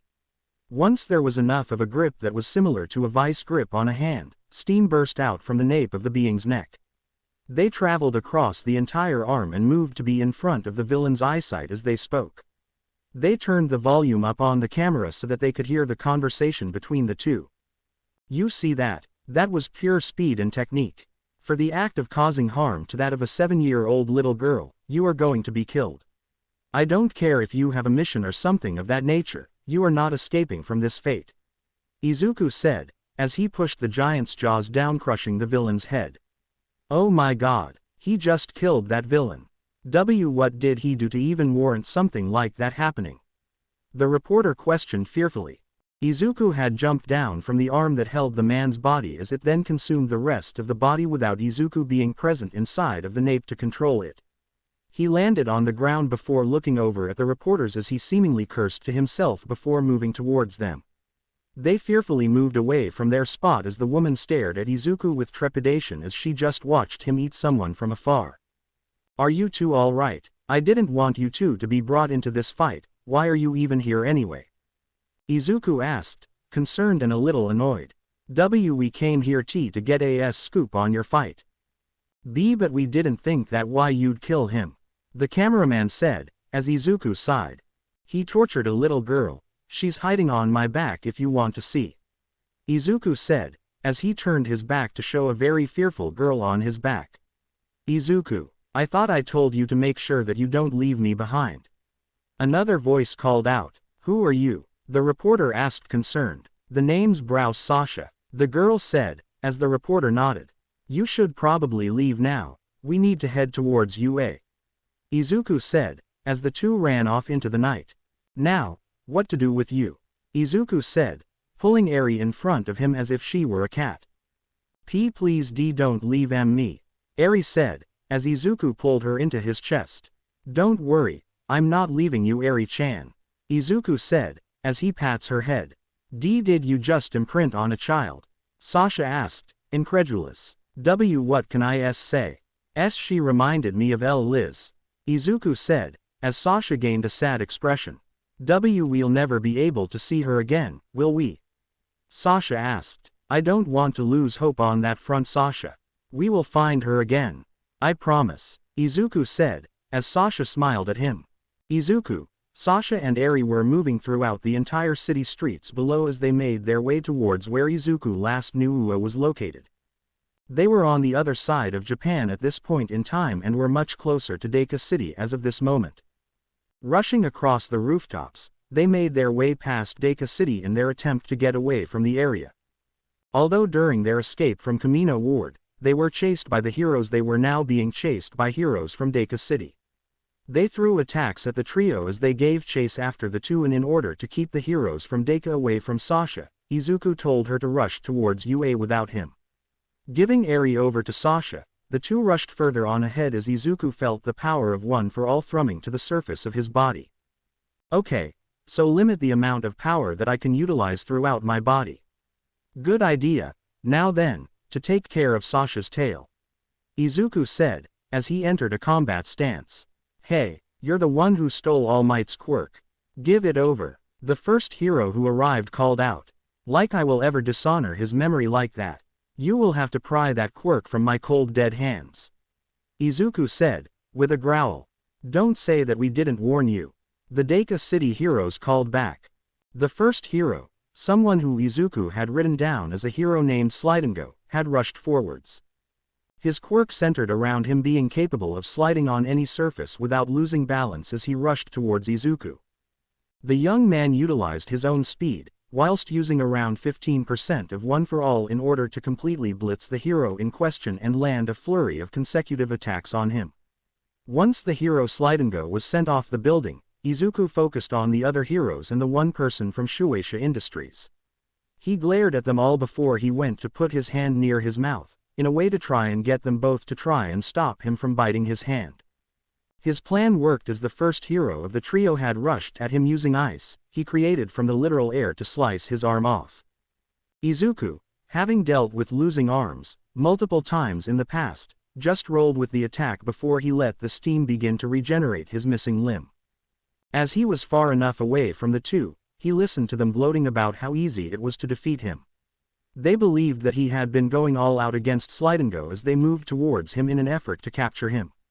As soon as they were close enough for him to counterattack them, he swung his legs out to cause the two to trip over him as he jumped back up to his feet.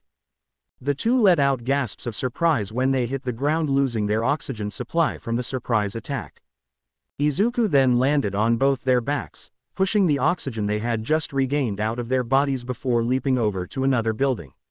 The two got back up from the rooftop and glared over at the young man as he pulled his hand over to his mouth with a smirk.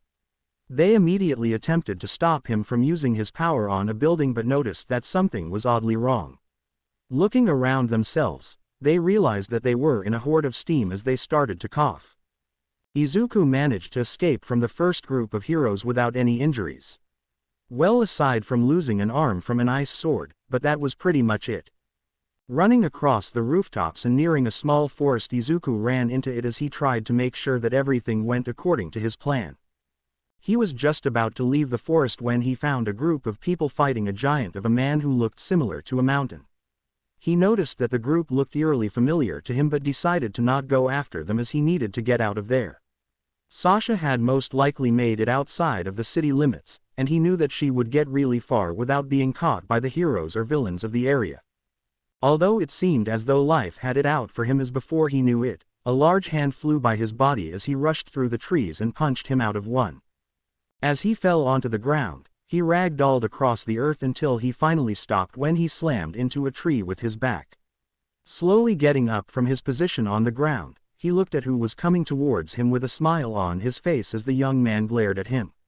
Looking into the red eyes of his captor, he saw something that he didn't think was possible for him to know. This young man looked eerily similar to him because he was someone he'd met in his past when he was younger.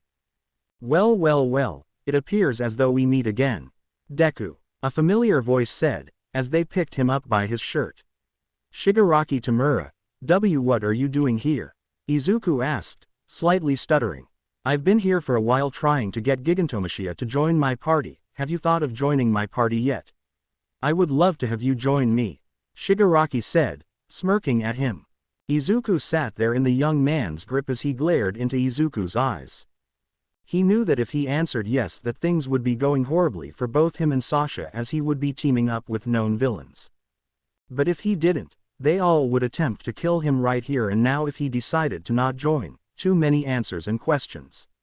Too many ways for Shigaraki Tamura to have him be forced to join him and probably turned into one of those creatures he'd seen at Kamino Ward. Looking into Shigaraki Tamura's eyes, he gained a determined glint in his eyes as he prepared to speak. "As much as I would love to do that, Shigaraki, I think I would be better off remaining as someone who isn't a hero or villain," Izuku said, before sending a kick at the young man's chest. "I knew you'd choose this option, so I thought it'd be the right thing to do in order to force you to join me."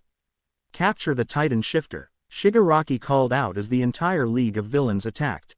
Standing across from the villains who were glaring at him with some form of hatred, they all rushed at him. The first one to run towards him was a blonde-haired girl with cat-like eyes as she swung a knife at him. Dodging the attack, he swung a kick out at her, catching her in the leg, forcing her to the ground as Izuku then swung his other leg, tossing her towards the other villains. As they dodged their ally, Izuku struck out with a fist to the man with stitches for a face as he fell backwards into the ground. The mask-wearing villain with orange-colored clothing rushed at him, swiping his hands out like he wanted to merely graze his skin. And as Izuku moved and countered each attack he threw, a knife flew and landed on his back, causing him to grunt in slight pain as he kicked the orange-colored clothing villain away. Jumping back onto a building nearby, everyone watching him saw as he pulled the knife from his back and saw steam coming from his back. Once the steam was done, the wound he'd been dealt by the blonde girl was completely gone, as if nothing had even happened. The girl had pouted as she muttered about not being capable of seeing blood come from him before she and a lizard-looking villain rushed Izuku once again. Jumping from the building to the ground, they surrounded him on all sides before sending flaming attacks, slices of weaponry, and swipes of their fists' hands at him. Dodging, ducking and weaving through each and every attack, Izuku felt as though they were increasing his reaction time.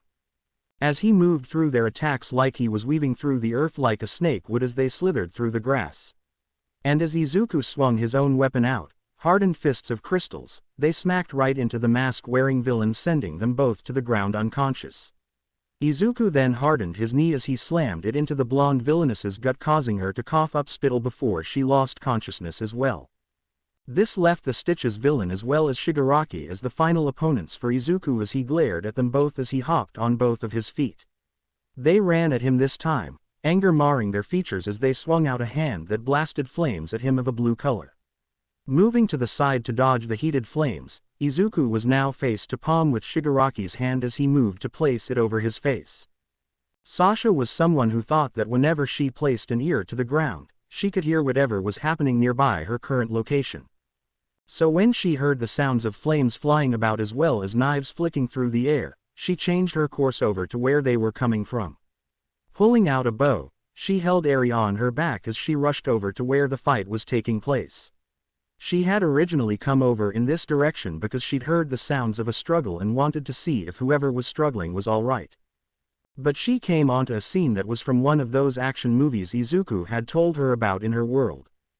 Down on the ground she saw Izuku battling these villains all on his own as he utilized his martial arts learned by the Eldian military on Paradise Island to fight his opponents. He was ducking and weaving through each of the villains, attacks that it was as though he could read their very movements. But now that there was two villains left over from the fight, she saw that they were teaming together to take him on. And as Izuku dodged the first villain's attack, he was about to have a palm on his face, and for whatever reason Sasha knew that this would be bad news for Izuku. So pulling her bow out from over her shoulder, she picked an arrow from her quiver and aimed it over at the villain whose hand was closing in on Izuku's face. Taking a deep breath of air, she halted her movement for what seemed like minutes but was really only seconds. And as soon as she let go of her arrow, she slowly let out her breath as the arrow had flown through the air and moved towards Shigaraki's location. The villain must have heard the sound of the arrow whistling as he moved his hand away from Izuku's face, but she wasn't aiming for his hand. Sank. Gah! Shigaraki screamed in pain as the arrow pierced through his shoulder. "You are all right, Krusty," the Stitch villain called out. "I'm fine, just kill that bitch," Shigaraki said, rushing Izuku again. Pointing her arrow at the flame-wielding villain this time, Sasha took a deep breath as she waited for him to blast flames in her direction. Once he did, she let out her arrow as she purposefully aimed it lower. As the arrow flew through the air, it pierced through the flames as it caught on fire before somehow someway, lifting up in the air and piercing through the villain's right shoulder. As soon as he let out a grunt of pain he fell to the ground before pulling the arrow out of his shoulder with some slight issues because of his own fire hurting himself. Back with Izuku, the young man was dodging the swiping attacks of Shigaraki. The man was purposefully throwing his attacks out so that he could wait for Izuku to counter him. But the young man wasn't going for a counter, but more rather waiting for Shigaraki to make a mistake. Which happened when Shigaraki overextended his swipe towards him, and Izuku kicked the villain's knee causing him to buckle downward. Once his face was on the ground, Izuku slammed his foot into the villain's hand, breaking the bones inside. When that was done, he kicked the villain in the face causing them to go unconscious as well. Looking over at the Stitch-wearing villain as he got up from the ground, Izuku pulled out a small knife and threw it at his overcoat. As soon as it sliced through the air and pierced the overcoat and thunked into the wall behind him, Izuku took this time to retreat to the rooftops. As soon as he was out of sight, he rushed over to Sasha as he jumped into the air, tossing her a little bit ahead of himself. Biting his hand, he transformed into a gigantic technically nude humanoid creature as he roared out to the heavens. Catching Sasha in his hand, he rushed out towards the one place he knew both him and Sasha would be safe. Uwa Academy. For hours he would run through the country as he made his way towards the school. And eventually, he arrived just outside of the gate as multiple teachers as well as the principal of the school took notice of a giant humanoid being outside their gates. Running outside to make sure that this wasn't a villain attack, they watched as the gigantic being stepped over the wall, quite easily. And once his foot stepped down onto the ground, the school alarms began to blare out, before the principal turned them off with his phone. Looking up to the giant creature, the principal sat upon the shoulder of his most trusted ally. "Hello there. I hope you have reason to enter the school without a license to be here," the diminutive creature said as the giant opened their palm. "Hello, sir. From what my friend in this Titan said to me, you were Principal Nezu of Ua High School, correct?" Sasha spoke. "Why, that is correct. Can you inform me as to why you both are here?" Nezu asked. "We need sanctuary for something important. We need to inform you about what happened after All Might died," Sasha said, as Nezu just blinked. "Does it have something to do with the titanic being you are currently using kneeling towards the ground?" the black-haired individual asked. "Yes, come on out," Sasha said, as she poked at the nape of the creature. As soon as the nape of the titanic being was poked, a small opening cleared up as a smaller form exited from the creature. And as soon as he pulled himself out, the gigantic being started to disintegrate from their view as it turned into steam. As the two climbed down from their position from on top of the creature's head, they landed in front of the two as they saw the individual who took control of the giant. He had black hair with green highlights, freckles on his cheeks forming a diamond as well as emerald eyes. He looked at them with his somewhat short height as he gave them a nod before taking a knee. It appeared as though he used a lot of energy to get to this place since he was practically heaving for air. "Principal Nezu, meet Midoriya Izuku. The boy who had gone missing from your world around 3 years ago, and who appeared in a world that is far different to this one. My name is Sasha Browse, and I hail from a land called Paradise Island." Sasha introduced herself with a bow. "So what was this talk about All Might?" Nezu questioned, curiously. "It has to do with what happened after he gave me his blood." Izuku spoke after catching his breath. Both men looked at Izuku as if he should explain what he meant, before he started to glow without transforming into the gigantic being. And he spoke then.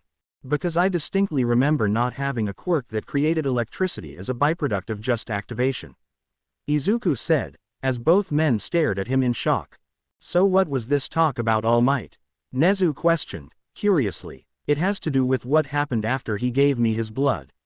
Izuku spoke after catching his breath. Both men looked at Izuku as if he should explain what he meant, before he started to glow without transforming into the gigantic being. And he spoke then. "Because I distinctly remember not having a quirk that created electricity as a byproduct of just activation," Izuku said, as both men stared at him in shock. "How are you able to produce lightning from your body?" Nezu questioned as Izuku looked over at All Might. "You might want to ask the number 1 hero," Izuku said, as he sat down on a couch inside of the war room. "Yagi, you better have a good explanation about this," Nezu said, glaring at the taller man. "I thought I was going to die against All For One. So I gave my quirk over to young Midoriya here, not wanting to have One For All be dead with me. I didn't know that I'd survive my battle with All For One though," Yagi said, as Nezu gave a small nod. The group sat there with Sasha taking care of Eri as they talked about the whole situation in Kamino Ward. Izuku, however, was listening in on their conversation as the two talked in hushed whispers about the man who was captured and sent to Tartarus prison. It got to the point that the young man hadn't wanted to be left out because no matter what he could do, it was his job to figure out what the meaning of this quirk he was gifted was. "So, can either of you two tell me about what in the hell kind of quirk you gave me is?" Izuku asked, looking at Yagi. "From what we know the name of the quirk itself, it's called One For All," Yagi said, as Izuku nodded for him to continue. "It's been around ever since the beginning of quirks. Not only that, but it's as old as its antithesis All For One. The whole thing about it is the fact that it's a sacred torch passed on through the generations of One For All users in a bid to defeat All For One," Yagi said, as Izuku was writing this down. Nezu and Yagi watched as Izuku was writing this information down at a rapid pace before the two looked over at Sasha as she played with Eri. The two girls looked in their direction and merely shrugged their shoulders, although Sasha did give a few words of advice to the two men. You really shouldn't interrupt him when he's muttering and writing information down. He tends to become very embarrassed about it if he is, not to mention he loses his train of thought if it's serious. Sasha said, leaving the room. Izuku kept muttering to himself about the possible uses of One for All. It was such a fascinating quirk that he just couldn't not write about it. The fact that it had been passed down for generations, as well as the fact that All Might held onto it for around 30 plus years and defeated a villain just as strong as him with it. It was pure power personified through the passage of a torch onto another bearer, and as he stopped muttering, he felt something course through his body. He now held onto this power, thereby making it his own. Looking up at All Might and Nezu, who were looking at him in two different ways, Yagi was looking at him with morbid confusion and worry as Nezu was pouring a cup of tea. Sorry about that. When I learn about a new quirk, I just have to write it down. Izuku said, as Yagi shook his head. Not to worry, young Midoriya, you just caught me off guard with your muttering as well as notebook. Which I'm highly sure that you didn't have on hand earlier. Yagi said, shaking his head in exasperation. I must say, however, the fact that you can do something like this so easily. Are you in fact someone who is willing to join my school? I can help provide a safe place to live for a while. Nezu said as Izuku looked at the door where Sasha had left. I don't know, I would need to talk to Sasha before all that. But if we could stay here on the school grounds so we could think about it, could you allow that? Izuku said, before questioning. I'm sure that we can accommodate for you. Is there anything else you think you should get before we move on to the history between One for All and All for One? Nezu asked. Is there a way for you guys to teach Eri-chan about schooling and stuff? I just saved her yesterday from a Yakuza guy who was using her blood to create quirk-destroying bullets. Izuku said, as Nezu gave a firm nod. Then I will talk to you guys tomorrow about her schooling.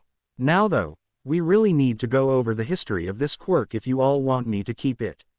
Izuku said, as Yagi gave a grim nod. It all started with two brothers. One is the one you saw at Kamino Ward the other day. His name has long since been forgotten to time as well as history. But you can call him All for One, based off the ability of his own quirk. Yagi said, as he drew upon everything he learned from his own mentor. The older brother, All for One, was maniacal in nature. He thrived in the world when quirks first came about. He created his own villainous organization hellbent on the destruction of the world and wishing to become the greatest villain of all time. I don't know about his goals of living for such a long time, but from what I do know, he wanted to become the Demon King. Yagi said, rubbing his chin. All the while, his younger brother was sickly and frail. Based on my limited knowledge of the man, he had somewhat medium-length white hair that extended to his shoulders and held green eyes. He was the first user of One for All, although his original quirk wouldn't have been found out until he transferred his power to the second user of the quirk. And from the older brother's point of view, before the younger one passed his quirk on, said sickly young man of a brother was quirkless. Since his quirk didn't show anything about what it could be, so in an attempt to have his younger brother work for him, he gave him a power stockpiling quirk so that he could be useful. Only for the younger brother to betray him and do everything in his power to stop him. Yagi said, as he scratched his head. Okay, so you gave me a 200-year-old quirk that is hellbent on killing the original. How in the hell do I keep getting into these kinds of situations? Izuku mumbled to himself as he rubbed his temples. Worry not, young man. Throughout the years, the power of One for All had been stockpiled from user to user. By the time it reached myself, I had supercharged it for 45 total years. Yagi said, as Izuku stared at him. Yagi-san, you are aware you gave me a quirk that could, theoretically, kill me if I used it wrong?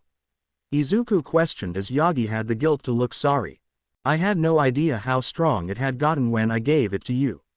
I was under the impression that you'd be capable of learning the power as well as using it to your advantage. Yagi said, as Izuku shook his head. Yagi, that's not the problem. I already have a power, that isn't a quirk. If you had forgotten about what happened at Kamino Ward, I can literally turn into a giant naked humanoid monster. Not only that, but I can transform into an even larger creature, but I'm not even going to get into that.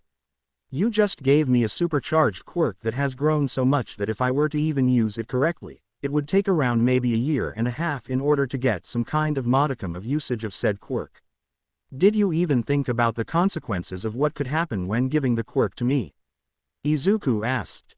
I apologize, if you hadn't heard it before. I was literally believing that I was going to die after my fight with All For One, fearing that I would die with the power I gave it to you since you were the closest person to me. Yagi said, sheepishly rubbing the back of his head. Oh, I heard it. I just think that it's just stupid to hand off a supercharged quirk that has been passed down for generations since the dawn of quirks off to someone who can literally transform into a gigantic humanoid being who could theoretically lose control at any time. Izuku said, as Yagi sighed. Not my greatest moment, but I will take what I can get. Yagi said, as Izuku sighed. Well, if that is all settled, we should continue the story. Nezu said, as he sipped some tea. Anyway, over the last 150 years, the quirk has been passed on since the first, second and third users of the power. It reached a few other heroes and people who were seeking out danger as heroes. Although none of them lasted very long after receiving the power itself, my master and I were the only ones to have survived longer than a decade after getting it. And I myself was the only one to consecutively defeat our main enemy and nemesis. Yagi said, as Izuku rubbed his temples again. Did you even think about killing the guy if he was so dangerous? Izuku asked. As a matter of fact, I did. It was the thing I did around 7 years ago actually. I punched him in the face so hard that his head turned into literally blood and splattered everywhere.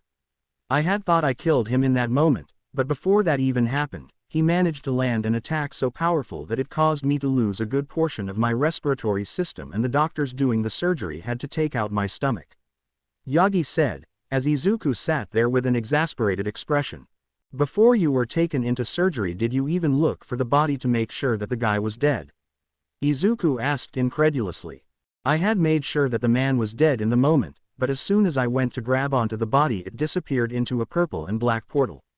I couldn't retrieve the body since I was already near death, but I personally believed for the next 5.5 years that I had killed the bastard.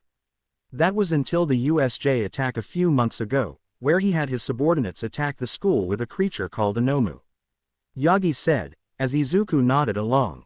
Okay, that I can get behind in terms of why you didn't make sure to grab the body before leaving.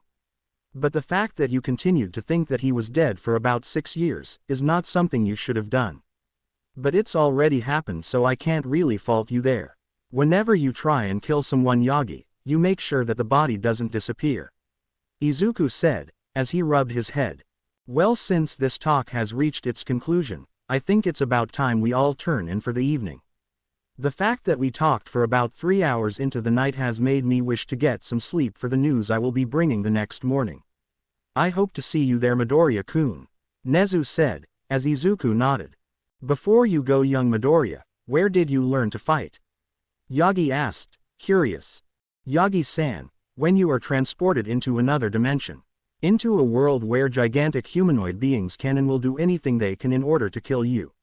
You learn from the place you landed in, and just to help you out, I learned the Eldian militia's fighting style. It's really just a mix of military martial arts of the Israeli and American kind. Izuku said, as he left the room.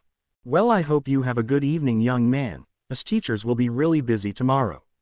Yagi said, as Izuku gave a wave as he left through the door.